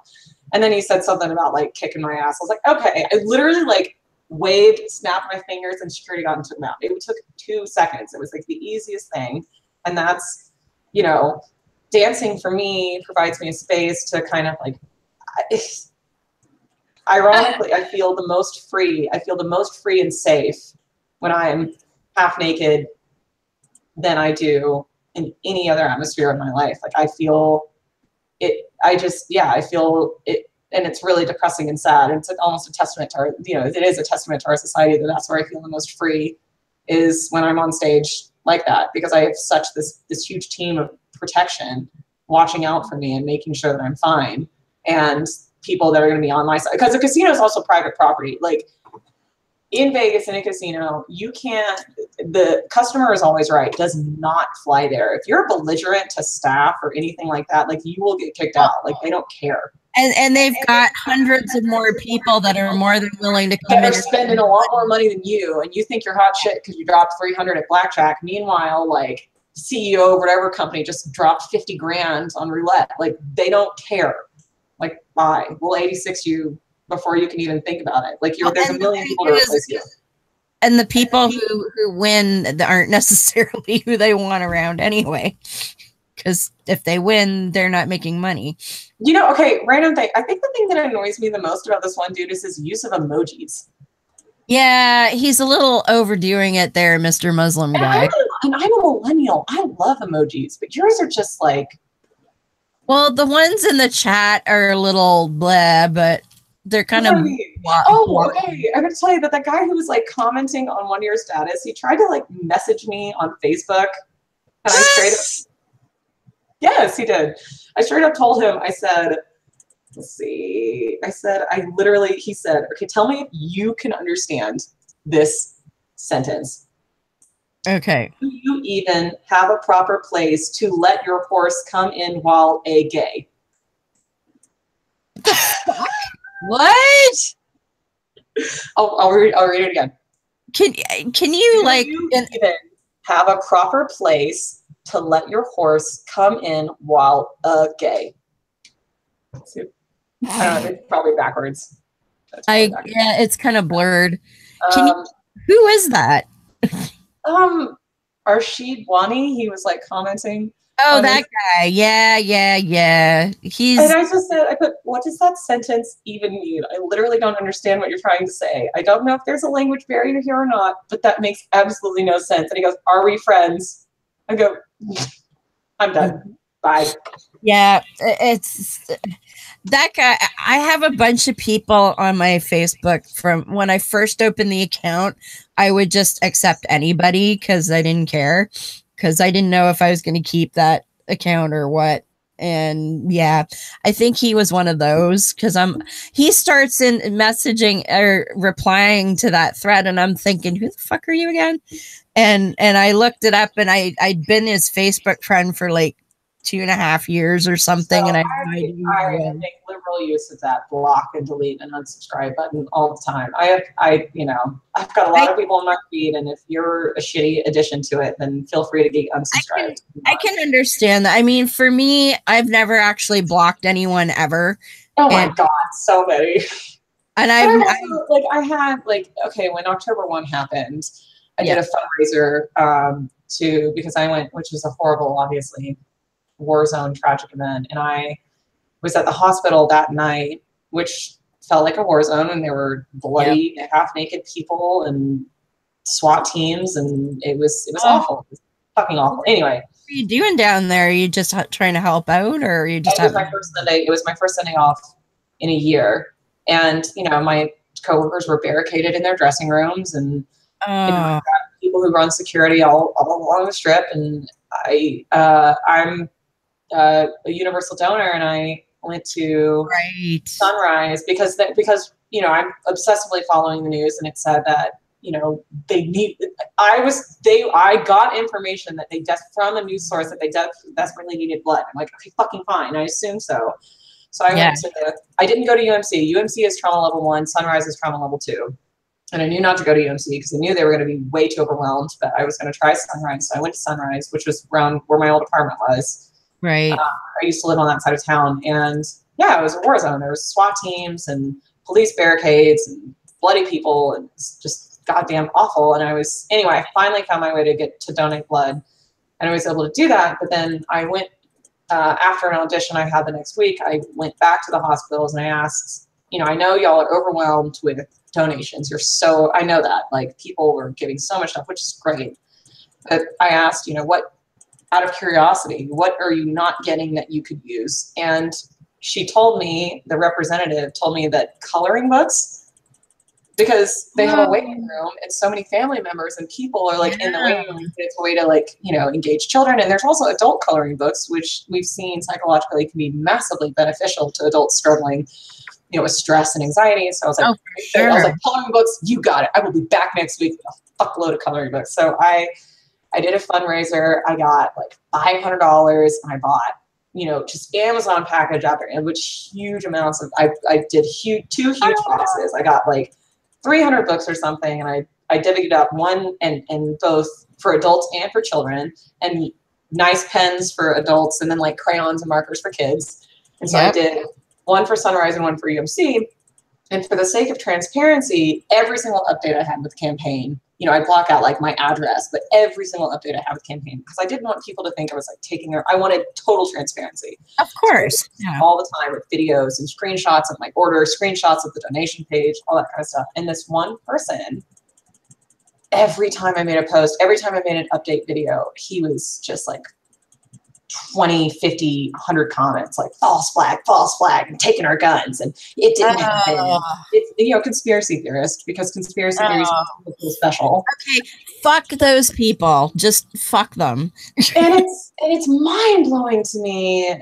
Yeah, God, the conspiracy theories when it comes to shootings, and then it was there was multiple shooters and whatever it was. And yeah, of course I like ended up blocking him. I'm like, I don't, you know, I let him go on for a little bit because I did want people to see that this was kind of the verbal abuse that you can get from conspiracy theorists. Because I think that's important for people to see, like, hey, these people are here and exist.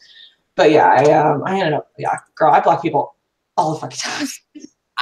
I've never done it, and what I end up managing to do 99% of the time is getting them to block me. She's real good at it. Okay. Well, that guy the other day on my thread, what the hell was I even arguing about? Oh, whataboutism. Because I had criticized something. Oh, it was when I said I say Islam is a terrible ideology so often I can do it from predictive text now. And bye.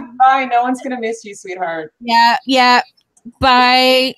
Islam sucks. But anyway. So this guy on my friends list comes out with, well, don't forget about Christianity. I'm like, enough with the whataboutism, okay? I'm talking about Islam here. We're not talking about Christianity. Yes, it sucks, but that's not the topic. And he got all pissy with me. And I just said, look, how is that any different than saying, oh, well, if somebody calls out racism against a Latino person, you coming along and say, well, don't forget about African Americans. Like it's the same shit. And he's like, well, thanks for the snark. And then he blocked me. I'm like, okay, bye-bye. Bye. Adios, amigos. Arrivederci. Oh, his name is Sajjad. Well, Sajjad, Islam is terrible and we're not really interested in it, but thank you. I am reading the Quran. If you want to check out fullquranic.com, you can listen to me read it. And the more I read of it, the more awful I think it is. So, okay, you know. Yeah. What do you think got me to really, really, really, one of the journeys to not like my ideology was getting into the nitty-gritty and reading and highlighting, going like, this is terrible. Oh, Trav, I didn't get to it, but Trav said they had that book too. They said, oh shit, I remember. Oh, you mean like this extreme? Yes. They said, oh, I remember extreme faith. God. Yeah. But what I think is kind of interesting about tonight, I mean, I know we've kind of gotten a bit off talking and down rabbit holes and stuff like that, but I think it's really important because, like, well, even me, even though I had met you prior, you know, at your mom's and stuff, it's like the misconceptions that we hold concerning your field of work and the fact that you know, you're a feminism and stuff, you've put a name and a face and a real person behind that. Yes, because how many go-go dancers does the average person know? I know one besides you. She's long retired, but I used to know several, but that's 20 years ago. But something you had touched upon earlier, and this is, it might be way off topic, but you had talked about legalizing, for lack of a better word, prostitution. Yeah, sex work. Yes, legalizing all sex work. Yes.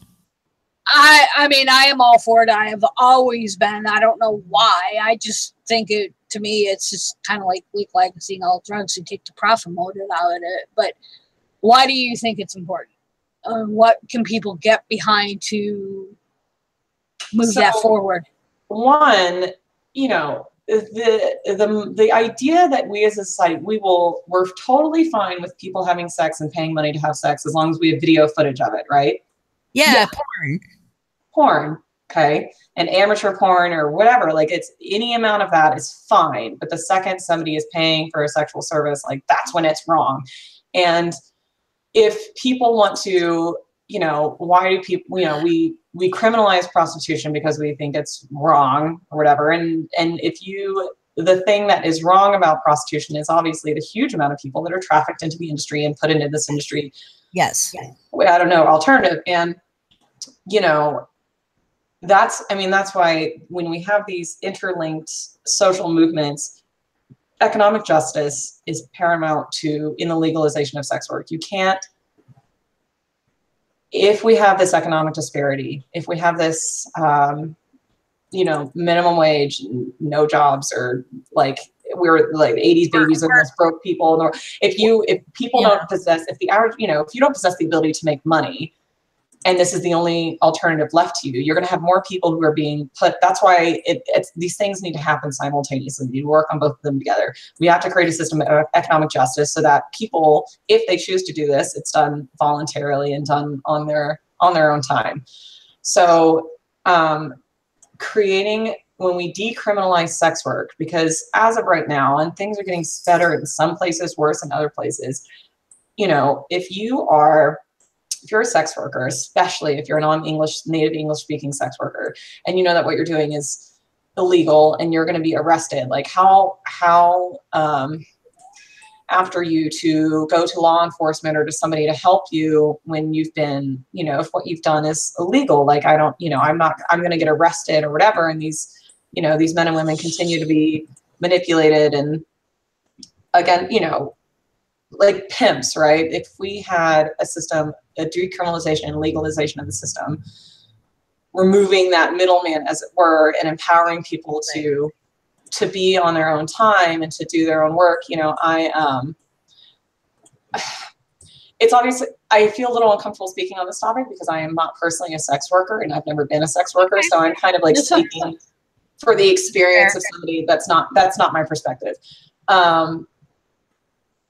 If we, in a hypothetical situation, if somebody was perfectly voluntarily willing, like, I'm willing to sell a sexual service, I really want to do that, I'd love to do that. And someone's like, great, I would love to purchase that sexual service. Why is that wrong in any conceivable way if you remove all religious criticisms of such? I had a brain fart when you were talking about the difference between porn and sex work. Is traditionally the vast majority of sex workers have been women.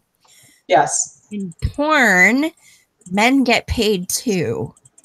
In sex work, where women are the workers, the men pay, they don't get paid. And actually, porn is one of the only industries where women get paid more than men. So take that criticism, like take that what you will. It's pretty much the only industry where we're going to get paid more than men. It occurred to me that might, I mean, the religious aspect is definitely number one, but I have to wonder if that fact that men are not getting paid in the same way is somehow part of this hatred for sex work. And it's, you know, so I'm going to do a shout out to this book once again, Striptastic. She writes about, you know, if somebody, companionship and loneliness and people, there's no, sorry, hey, oh my God, here, gotta let it out. All right, come on, let's go on. Doggy break. Well, I think it's funny because, like, I look at sex work, it's like, get rid of the pimps per se, you know, get rid of, like she said, get rid of that middleman. It's like, I don't see what the hang up besides the whole religious stuff, what the big hang up about it, because, like, I mean, I'll be the first to admit Pornhub is one of my favorite websites. Okay? I mean, I have no qualms about it. I mean, I joke about it at work and everybody looks at me because I do come off as kind of prudish, but it's like, there's nothing, I mean, as long, and this is something that you meant, as long as it's consensual. And, you know, you can't have it where, you know, people are being forced to do this stuff. And of course, you know, and you got to get rid of the pimp per se, you're not going to have that problem. But if it's something, I have a friend who, God, this was years ago, so she probably was maybe 16 or 17 at the time. And she's like, yeah, I want to be a prostitute. And I just kind of did a double take. And I'm like, why? It's not like sex. I mean, she was 16 years old. She goes, that's what I want to be. And it's like, okay. And that's what kind of made me think about it. It's like, well, okay, if you want to have sex, fine. You know, just, you know, be safe about it. And it's like, I don't know what she's doing now. We lost touch, but it's just like, there are people like that want to absolutely love it. And that's what they want to do. And there's a lot of, okay, we can only, in order for us to make informed decisions, we have to have evidence and facts, correct? Like, we need, in order to make I can't have an opinion, which is something I really appreciate what my partner does a lot. If we're talking about an issue and he says, you know, he likes to tell me, like, I simply don't know enough about this to create an informed opinion. Like, I need to know more factual information in order to have an opinion about it. And when it comes to sex work, prostitution, human trafficking, all those issues, the misinformation people have, like, maybe y'all would, because you're more progressive and knowledgeable about these kinds of issues. You know what the single biggest event for human trafficking is? ICE? Super Bowl. Oh. Yeah. More people are bought and sold at the Super Bowl than any other event. And that is something that people, it blows their mind. And like, and there's this moment where you have this cognitive, like, what are you talking about? What do you mean? What are you talking about? More people are bought and sold at the Super Bowl. Actual, like, sex slaves are bought and sold at the Super Bowl. And yeah, and with the ICE thing of these migrant children being sold to traffickers, no big deal. Yeah, I mean, I read that the other day in my blog. I track the abuses, as I call it, within we're going to separate you from your parent, make you sleep in a dog kennel, and then we're going to put you in a foster home to which we haven't performed a background check, and these people are known human sex traffickers. Yeah, people get all up in arms, like you had mentioned earlier, all up in arms, and then we got this going on, and nobody gives a crap about it. I got one a question from the chat there. Did you see that, Glenda? I was wondering if men are more critical or if women are critical in the industry. Oh God, yeah. I'm so surrounded by women all the time. I am critical of the industry. I'd say our lawmakers are usually men, and those are the people who are, when I say critical, they are making laws against it. And women are the ones who are working in the industry. It's difficult. I'm not a sex worker. Like I said, I'm still navigating this space, like, trying to have this conversation about it. That's fair. Women are critical of the industry. I think in general, society is critical of the industry, right? Like, yeah. Oh my God, prostitution. Oh, like, it's just seen as the worst thing, and nobody wants to be that. Yeah. And I even get that when I'm go-go dancing. I have this experience, especially when I'm not in a nightclub, because obviously nightclub is 21 and up. But when I'm dancing in public, if I'm in a casino and they've got the party pits, then it's, you know, they're not allowed to loiter, but children can be walking past with their parents. And I have seen multiple times where, you know, they'll shield their eyes or whatever, but I've seen young girls and parents will, like, talk to their young girls, and a lot of times it's this, because sometimes they don't realize I can hear them or whatever, of, you know, you'll never have to do that, or that's a job that you won't, whatever, be forced to do. And when it comes to go-go dancing as opposed to sex work, like, absolutely nobody forced me into this industry. It was actually really hard. It was really difficult to get to where I am now. It takes a lot of auditioning, a lot of rejection, a lot of, like, working out and working on your hair and makeup routine and being a performer. Like, it's not easy to get into this industry. It's not easy to get, you know, I've had a residency in a nightclub for now almost 2 years. It's not an easy thing to do. And so it's not the work it is required to get there. I really can only. It's okay if you're not comfortable. It's fine. Okay. I find that both men and women turn up their noses, but the only other time men do is when they're with female partners and they've got to do it with, like, a show. And because for the most part, men appreciate what they're saying, and straight men or whatever, cis straight men, they like, you know, whatever I'm presenting. I know gay men that have said, you know, nicest people ever. Form. Gay men are my favorite. They're, like, tend to be really, really, really nice to me, really supportive. The demographic, you know, older women sometimes turn, you know, the whole, like, turning up their nose. Sometimes they're obvious about it. Sometimes they're not obvious about it. You know, people glare at me or whatever, and I just respond by, like, blowing them kisses or whatever, winking, and doing this, like, little booty shake. Because it's just, it's because that's all I have to do. And I'm sorry about your internalized misogyny, and that really sucks. But if you just, like, get on our side, you'll understand that we're, like, bonded together in the struggle of, like, it's, you know. Did you know in Canada, prostitution is, like, actually not illegal? It's communicating for the purposes of prostitution that's illegal. You know what? There might be something like little laws like that here too. It might not be. It's when like the money solicitation is. Yeah. Or the exchange, whatever it is, that's technically like against law. But the thing is, we've got prostitution is legal in the county that sex does. Yes. Okay. Yeah, I remember it. What it's called. Yes. So is it only one county? I thought it was the whole state except Vegas. No, I want to say it's just that one county has a legal brothel. And okay. So I thought there were more in Nevada than just the one, or is it just the one? I'm trying to remember. One of the girls that's with that brothel was on a show I did. We did an interview with her, and I can't remember what she said. Yeah, I don't. The legalization of like, and escort services. I've spoken. I've friends with people who do escort work, and a lot of them say like literally the only thing they wanted was a pretty girl to have dinner with, and that's all I did. I'm like, God damn, sign me up for that. Like, I've heard that a lot of sex workers end up just giving companionship. Mm-hmm. And that there isn't as much sex involved as they think. You want companionship. You want somebody to talk to. We're human beings. It's like a natural thing to want partnership. And if someone's got the money to spend for the service and they want, it's like, I just want a pretty girl. I mean, in my own, I haven't done, like I said, I haven't done sexual escort service, but I've done atmosphere modeling for corporate events, which is basically like some dudes like, we just want pretty women to hang out with us and have a good time. And like, pay you $300 to sit at our table in a nightclub. I mean, I've done that. Like those are my favorite jobs because it's like all I have to do is sit there. You have dinner. You probably have interesting conversations. Yeah. You social, and you make money. That's a lot of it. So it's not to love about it. And it's like you're gonna shame me. You're gonna say like, don't do that. Like, no, I'm gonna do it. Like, oh hell yeah.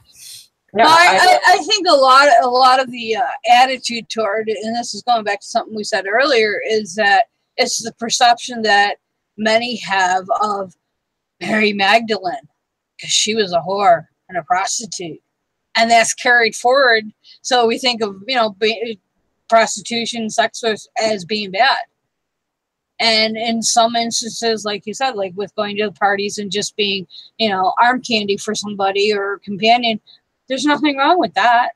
Well, I mean, to me, and it's the area is so gray now. People like with what this is okay and this is not okay.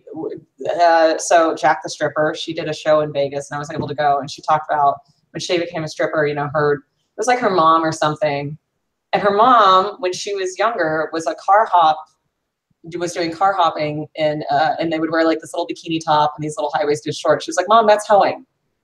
That's essentially this is the same thing. You're using, you're like part of the appeal is your body, and you're doing this like performance. And to me, like now having worked in this industry for so long, people, oh my God, people do all sorts of stuff that they don't want to do for money all the time. You don't think that like working as like a server in a restaurant, the amount of verbal and like the verbal abuse you have to look at Hooters. Hooters is a perfect example. I'm not even talking about, I'm talking about like standard restaurants. You get paid fuck all, and you get verbally abused all the time. It happens every day where I work. The whole human being, like the whole being objectified. Look at people who have to go and clean public toilets and things like that. People do not see them as human beings. And it's like, so for you to say only what I'm doing is objectifying, but even though I treat the janitor like shit, like that's an approved job. It's like you don't see that person as a human being. You are objectifying that person. Like absolutely not. And there's so many people that would look down. Like a really good friend of mine in North Carolina, who was actually at NaNoCon, and he works as a janitor. Well, he did. He worked as a janitor in a school. And he loved his job. He actually just got promoted, so he's making more money, but still, he was a janitor for many years, and he loved it, and there was nothing wrong with that at all. Well, it's like me. I mean, I spent, 30 years in food industry as a prep cook and a cook, and I did serving and, the whole gamut, and now the last 8 or 9, I'm a, quote, lowly dishwasher. You know what? I fucking love my job. You want to know why? Because I basically make my own schedule. Like I was scheduled to work tomorrow. I took tomorrow off because I busted my ass this weekend. And I knew I wasn't going to recover in one day. I mean, I have all the time I wanted to do. People get up. You're not supposed to love your job as a dishwasher, right? That upsets me. I mean, I don't have to deal with the bullshit. I don't have to deal with customers. People have this image of, I think people want me, when I get home from work, they have this image of me like crying in the shower. Like, yeah. Well, and I think that's why it's important, because you've put a face on, not sex work, but your career choice. Yeah, I mean, and you've put a face on it. You've made it real for some people. I mean, I'll be the first to admit, yeah, I had a few preconceived notions, which I was pretty sure were wrong. But were wrong, and it's like, you know, that's why when Deb and I were talking about having you on, I was like, oh, cool. You know, I'm thinking in the back of my head, oh, cool, that'll put a face on it. Because, I mean, I have a friend who used to work in the brothel in Nevada. That's where she worked. I can't remember what the name of it was. The Bunny Ranch is the famous one. And, yeah, and it's like, you know, and I know people that I know, even though they won't admit it, are prostitutes. But I'm not going to look down on them. Hey, I have a friend who was a prostitute who put herself through medical school. The amount of money that some of these people make is I mean, okay, like the most I ever got paid was, the highest hourly I ever got was, I got for Sony Entertainment, I got $250 an hour. Holy fuck. I barely make $8. But I don't care. I have $250 an hour, but my base pay, now I'm an independent contractor, so we have no taxes taken out, so we have a 1099, right, we have to hustler life. So my base pay, and this is, I jokingly talk like, this is the lowest I'll get out of bed for, but my base pay is $27 an hour. And that's, you know, that's my standard. That's the lowest pretty much I'll work for. And when I was, I did a thing where I was a mermaid in a pool, and I got $85 an hour to do that. Well, it's like the one picture you posted on Facebook the other day where you're sitting on the stairs. I think there was a doggy in the picture. Oh, yes. And I'm looking at I'm looking at your shoes of all things, because I'm like, holy fuck, those things must, because they were like really spiky. Those are my favorite shoes. I actually bought a replacement pair, because I'm thinking those shoes gotta cost a shitload, you know. Those were like $10 at a thrift store. Oh, Jesus. But it's like you said, you have over $1,000 invested just in your makeup. In makeup, yeah, I do. It's like, and people don't take that into consideration, you know, when you do modeling or and it's like, that puts a reality to it. Is just because they do X doesn't mean they aren't worth, you know, $27 an hour, like you said. It's like, and I, you know, the narrative is that I'm supposed to not enjoy what I'm doing, or deep down it like leaves me like, you're a dumb blonde. People only see me for my body, and I just your soul. All right, hold on, I will be right back. Just 1 second, hold on. Oh, Dougie probably wants back. Yes. Why I don't have a dog. So I looked up, and I'll tell Glenda when she comes back, but prostitution is actually legal in Nevada. What it says is that any county and any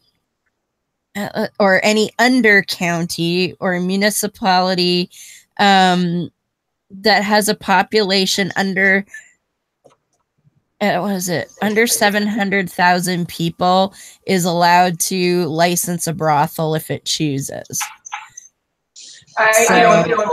It's when people talk about like go dancing, it's like, oh God, and she's like, I hate what I do so much. I really do. This is the hardest. And that was, so this is, you know, from like, I don't know, a weekend. And then my favorite though, this is my favorite. Oh, awesome. Like, yeah. Oh, $100 poker chip. Awesome. So I'm really supposed to hate my job. I bet you can carry around a few of those in a sparkle bra. Well, my purse gets heavy after a while because I forget to take them out. And I just put in my pirate doubloon chest, which is what I call it. And, awesome. But the thing is, like, you know, financial independence, it is very important for me. And I reached a milestone. I know it is a lot. It's not that it isn't a lot, but I reached a milestone the other month of, I was in an abusive relationship for a number of years. And I finally was able to get, and if people don't realize this about abusive relationships, leaving one can be extremely expensive to the point where it's what keeps people in them because they literally just don't have the money to leave. It's so expensive to like get your own place. Anyway, and I am having this one be over and done with everything that he owed me and what I paid for it. He owes me about $8,000, which is about the money that I spent on everything. And I finally got my savings account reached over $1,000 the other month, which was a really big milestone for me. And that also it helps with sharing the space with my partner and the fact that he works full time and all that stuff. But I know we keep going back to the narrative of like I'm supposed to hate what I do. I'm supposed to feel ashamed about what I do. And I've just, the amount of joy I have in my job and the experience that I have of just feeling like alive and on stage and being with this incredible group of women and being, and I mentioned this in my talk at NaNoCon, I actually, people in this industry, everyone in the nightclub, all the bartenders, the barbacks, the cocktail waitresses, the managers, they all see and appreciate me as a human being. Like I don't, they more so than anybody else. Like they don't, it's this, I'm not hit on by them. They aren't creepy to me. They don't do anything inappropriate because they absolutely understand what the job is and who I am and that it is just a job and that it doesn't, because general people confuse, they can't understand the difference between a performance space and life. Right. And they don't understand, like when guys ask me for my number when I'm on stage, it's like, sweetheart, that it's really cute and sad that you think that that's what this is. Like, it's not like, I'm not, this is a performance. This isn't real life. Like, do you, once again, calling the difference, like, would you do this in the middle of a Cirque performance or a backup dancer for Beyonce? You're going to be like, hey, here's my number. It's like, honey, if you went to your lawyer to get a document and would you ask his, if she was a good looking woman or if there was a good looking woman working as a paralegal, would you ask them for her number? It's like, that's not or, you go to the grocery store, do you hit on, the cashiers all the time? Like, yes. And then, but the thing is like, okay, you like someone and you see them in their place of work, but specifically with a sexualized job, they think that like, oh, well, that's what the job is. I'm like, is that you're doing that job. Again, it boils down to this notion that any woman who is looking sexy, acting sexy, must be available. Mm-hmm. Must be available and is actively trying to attract a sex partner. I think thank you, though.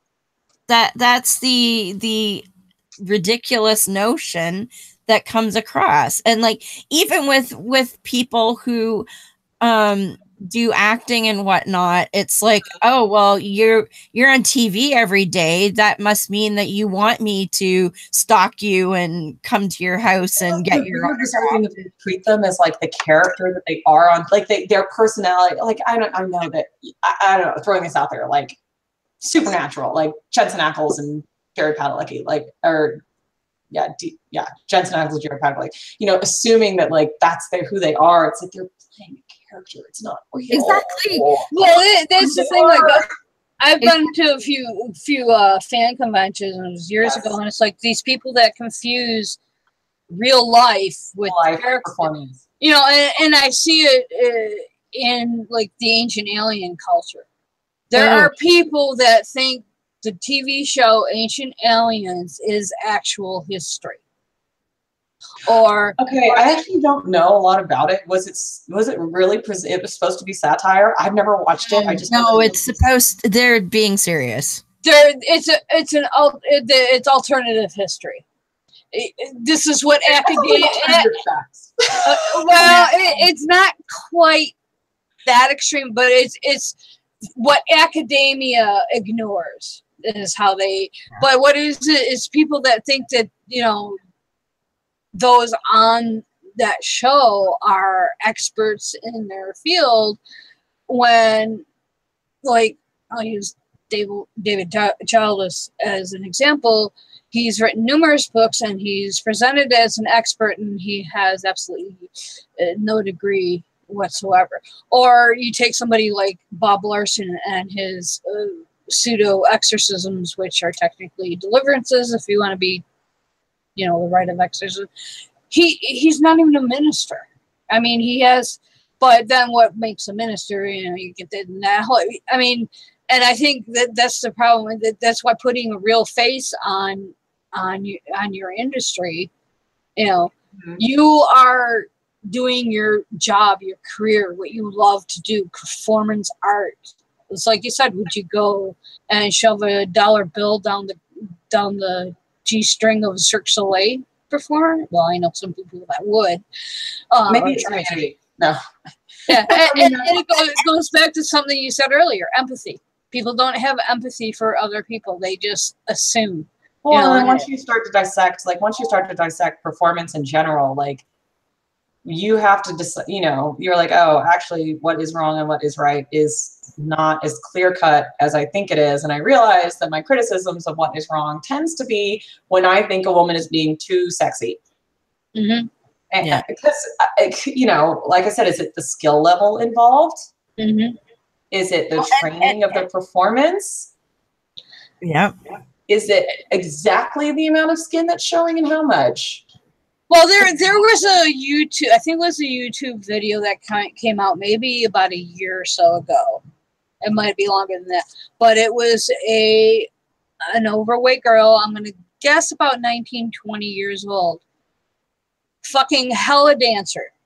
I mean, this girl could hold her own. All the criticisms in the comments were because she was overweight. Yeah. Nothing about her skill level for her dancing. I mean, she was doing, you know, high kicks. I mean, putting her head with any of those assholes doing that themselves. Yeah, and I'm sitting there thinking, all right. When I'm on stage and people want to, they're like, and I'm like, please.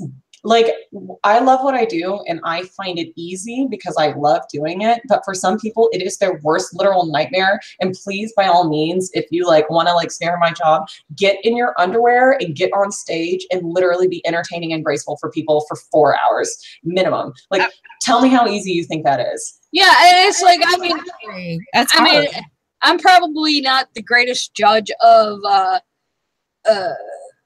ability, but this girl could hold her own. I mean, well, I would. And that all goes back to the original. That all goes back to the argument of like, you cannot appreciate what I do if you don't dismantle the idea that what other people, when they do it, if they don't fit this narrow standard, is not okay. That's right. Yeah, that's what you were saying is about the ableism part, right? Yeah. Yes, I probably couldn't be a go-go dancer if I had an amputated arm. I'd probably, you know. I probably would not be hired anywhere. And if there was somebody out there who managed to do that, holy shit. Yeah, like that's like an extra level of talent in my estimation. Yeah, but that's where, you know, the ableism of, you know, that's, you know, when I'm go-go dancers on stage are the pinnacle of what we consider like what is a sexy woman. And she's got to be a certain body type and she's got to be a certain physique and facial features probably, and ethnicity usually tends to be white. My company is actually pretty good about hiring women of color, and we tend to have and here comes hubby with the pussy. Oh my god, beautiful torty kitty. Mm-hmm. Yeah. I know we need to wrap up, but that's I mean, that's it's okay. Really good. The whole, when a heavier woman or whatever, or somebody who doesn't fit that standard, if they're killing it, it's like, ugh, gross. It's like, you don't get to enjoy what I do. And Yeah. But put that standard on other people. It's impossible.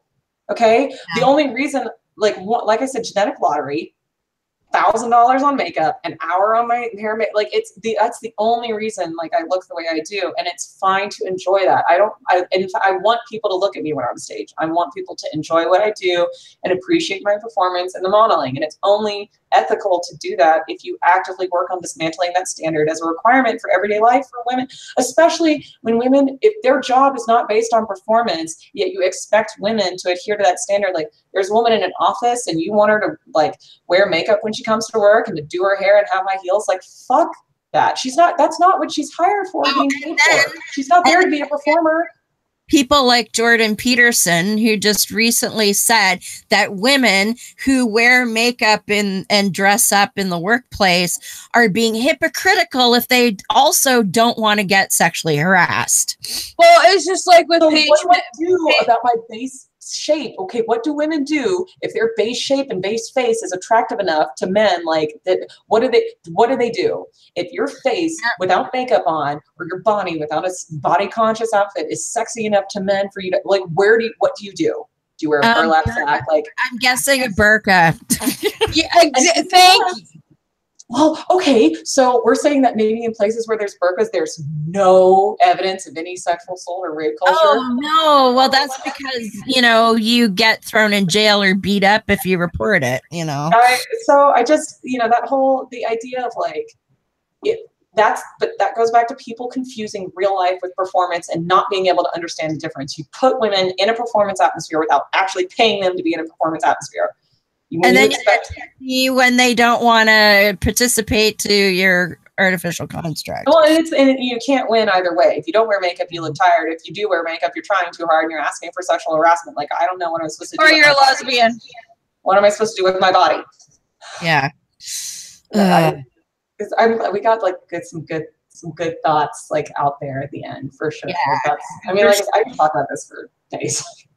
I understand, and I wouldn't mind, but I'm getting hungry, and yeah, we're what 20 minutes over? No, 10 minutes over. That's okay, not a big deal. But we really, really appreciate you coming and talking to us about this. Thank you for having me. Kind of last minute. I've actually been thinking about having you on for ages. It's just getting around to making it happen and all that. So. For sure. Well, I'm gotta wake the partner up for his night shift life, and then I'm gonna go watch the Golden Knights hockey game, which I think has already started. Hockey. See, I'm a shitty Canadian. It's a sports ball event. I don't like hockey. I'm gonna get deported. The only reason I care is because after the year that we've had, Vegas needs a win, and it's kind of united. It's unified us a little bit, and it's really nice and really appreciated because we've had a hard time lately, and we need more tourism, and we need more people to come to the city because people are scared to be here. I'm coming. Yay! I'm really, really looking forward to it. I'm just so excited. Holy shit! Yeah. So I hope you'll be home, and then we can have dinner or something. I would absolutely love to. Are you, please tell me, is it Thursday, Friday, Saturday, Sunday? Yes. Or it's like Friday, Saturday, Sunday. Yeah. Working. You'll be working. If you're going to be up after 1:30 a.m., that's fine. Yes, I will. And I can meet you after work. Everyone's like, I'm going to be in for the weekend. I'm like, great, I'm working. Yeah. Yeah. Well, we tried to do to come on a Thursday, but if you remember, we got that package deal, and first of all, they didn't have a room for the Friday, and then I tried to move it back, and oh well, we can't move it because we don't have a presentation for you to watch that day, and blah blah blah. I was like, okay, fine, fuck it. But yeah, it's a Friday, Saturday, Sunday, unfortunately, but. I'll be up after 1 o'clock. And like you said, my kind of town. We can go for dinner at 1 o'clock in the morning. Oh, yeah. My favorite place is Jinya Ramen, and that's right down the street from the Rio. It's like the best ramen bar in Vegas. And they're up until 3, I think, on Saturday. Sweet. Yeah, my hubby's a little more of a day walker, but we'll make it work. we use that term all the time. We're talking about the day walkers. Yes, I am not one. Well, look, You know what? You know how long we were outside at your place? I was lobster red by the time we left. Oh no, I have to have SPF 100 like multiple times a day. I found they don't sell it in 100 up here. The highest you can get here is 60. So I mean, 60 would work. I just have to reapply. I have to reapply like that's why night shift is like safe. I mean, I get a spray tan every week. Obviously, I don't have one right now, but I get a spray tan every week. And yeah, nails done, spray tan, hair done, all like teeth whitening. Well, see, I do the nails, but I do that for me because I like how it looks. Yeah, you got you got some funky nails there, woman. I was been staring at them all night. They usually are colored. I had that shoot in New York. I had a gown shoot in New York. And so when you do formal wear and stuff like that, they tend to want neutral nails. So I just got a clear polish, and that's what I had for the shoot. But usually I get like... Glenda outdoes Leah Remney. There's my nails. Okay, well, all right. No. This is embarrassing, but... I need a fill because mine have grown out a bit, but I've popped this one off. Yeah, could you imagine me doing dishes with those nails? Oh, hell no. Yeah, no. Well, ladies, we better wrap things up or we'll be here all night, literally. I gotta go hang out with my friends. All right. Well, again, do you have anything that you want to promote or anywhere that... You can check out my Instagram. CALLIOPEHOOP. It's okay. No, I don't really have anything. Check out if you want to learn more about sex work and listen to sex workers, Jack the Stripper, Jacqueline Francis. Okay, right there. She's a really incredible person. She has an amazing Instagram and Amazon or anything we can put this is on Striptastic is the name of the book, and it's on Amazon, and it's just if you wanted to listen to the perspective, just to learn more. Do you know her? I'm like, she might make a good guest. You know what? I went to her show and I've communicated with her best friend who lives in Vegas, but I don't know her. I don't know her personally. Okay. She's got a pretty big following, so. Fair enough. That's all right. Can't hurt to ask, right? And they've got their sex worker event in Vegas like June 3rd, I want to say. Okay. Activist event against like FAFSA or whatever the fucking bullshit that thing is. Awesome. Well, again, thank you so much. Thank you for having me. And I think we had some great discussion here. And you know what? Maybe have to do this again sometime. I'm possessed by a demon, which is great. Yes. Demon. We're called the proper term is succubus. Yes. There we go. And if you don't know what it is, people, look it up. Google it. All right. Well, thank you so much, ladies. You are very welcome, and you have yourself a great night. And we've of course you can find me on Holy Crap the Vlogcast, which is Sundays at 12:05 a.m. Yes, I know it's my friend Shujin Tribble, the man of Eve being a skeptic. He runs that. And you can find that at holycrapthevlogcast.com. You can find me also on Full Quranic, where I read the Quran, so you don't have to. And that's fullquranic.com. And Beth, where do we find you? Easiest way is on Twitter, doing 9998. That connects to my blog, Havoc and Chaos, on Blogger, where I track abuses within the church. Primarily sexual abuse, but it's not just the Roman Catholic Church or the Christian Church. It's all religions. And there's a few J-dubs on there this week. And that connects to Facebook under Beth Hambridge. Look me up. Awesome. And I just want to say, Johnny Drive-By, I'm glad that you didn't have a tornado. So this is good. We don't want our viewers to get sucked up into tornadoes. That would really suck. No, that would be bad. That would be bad.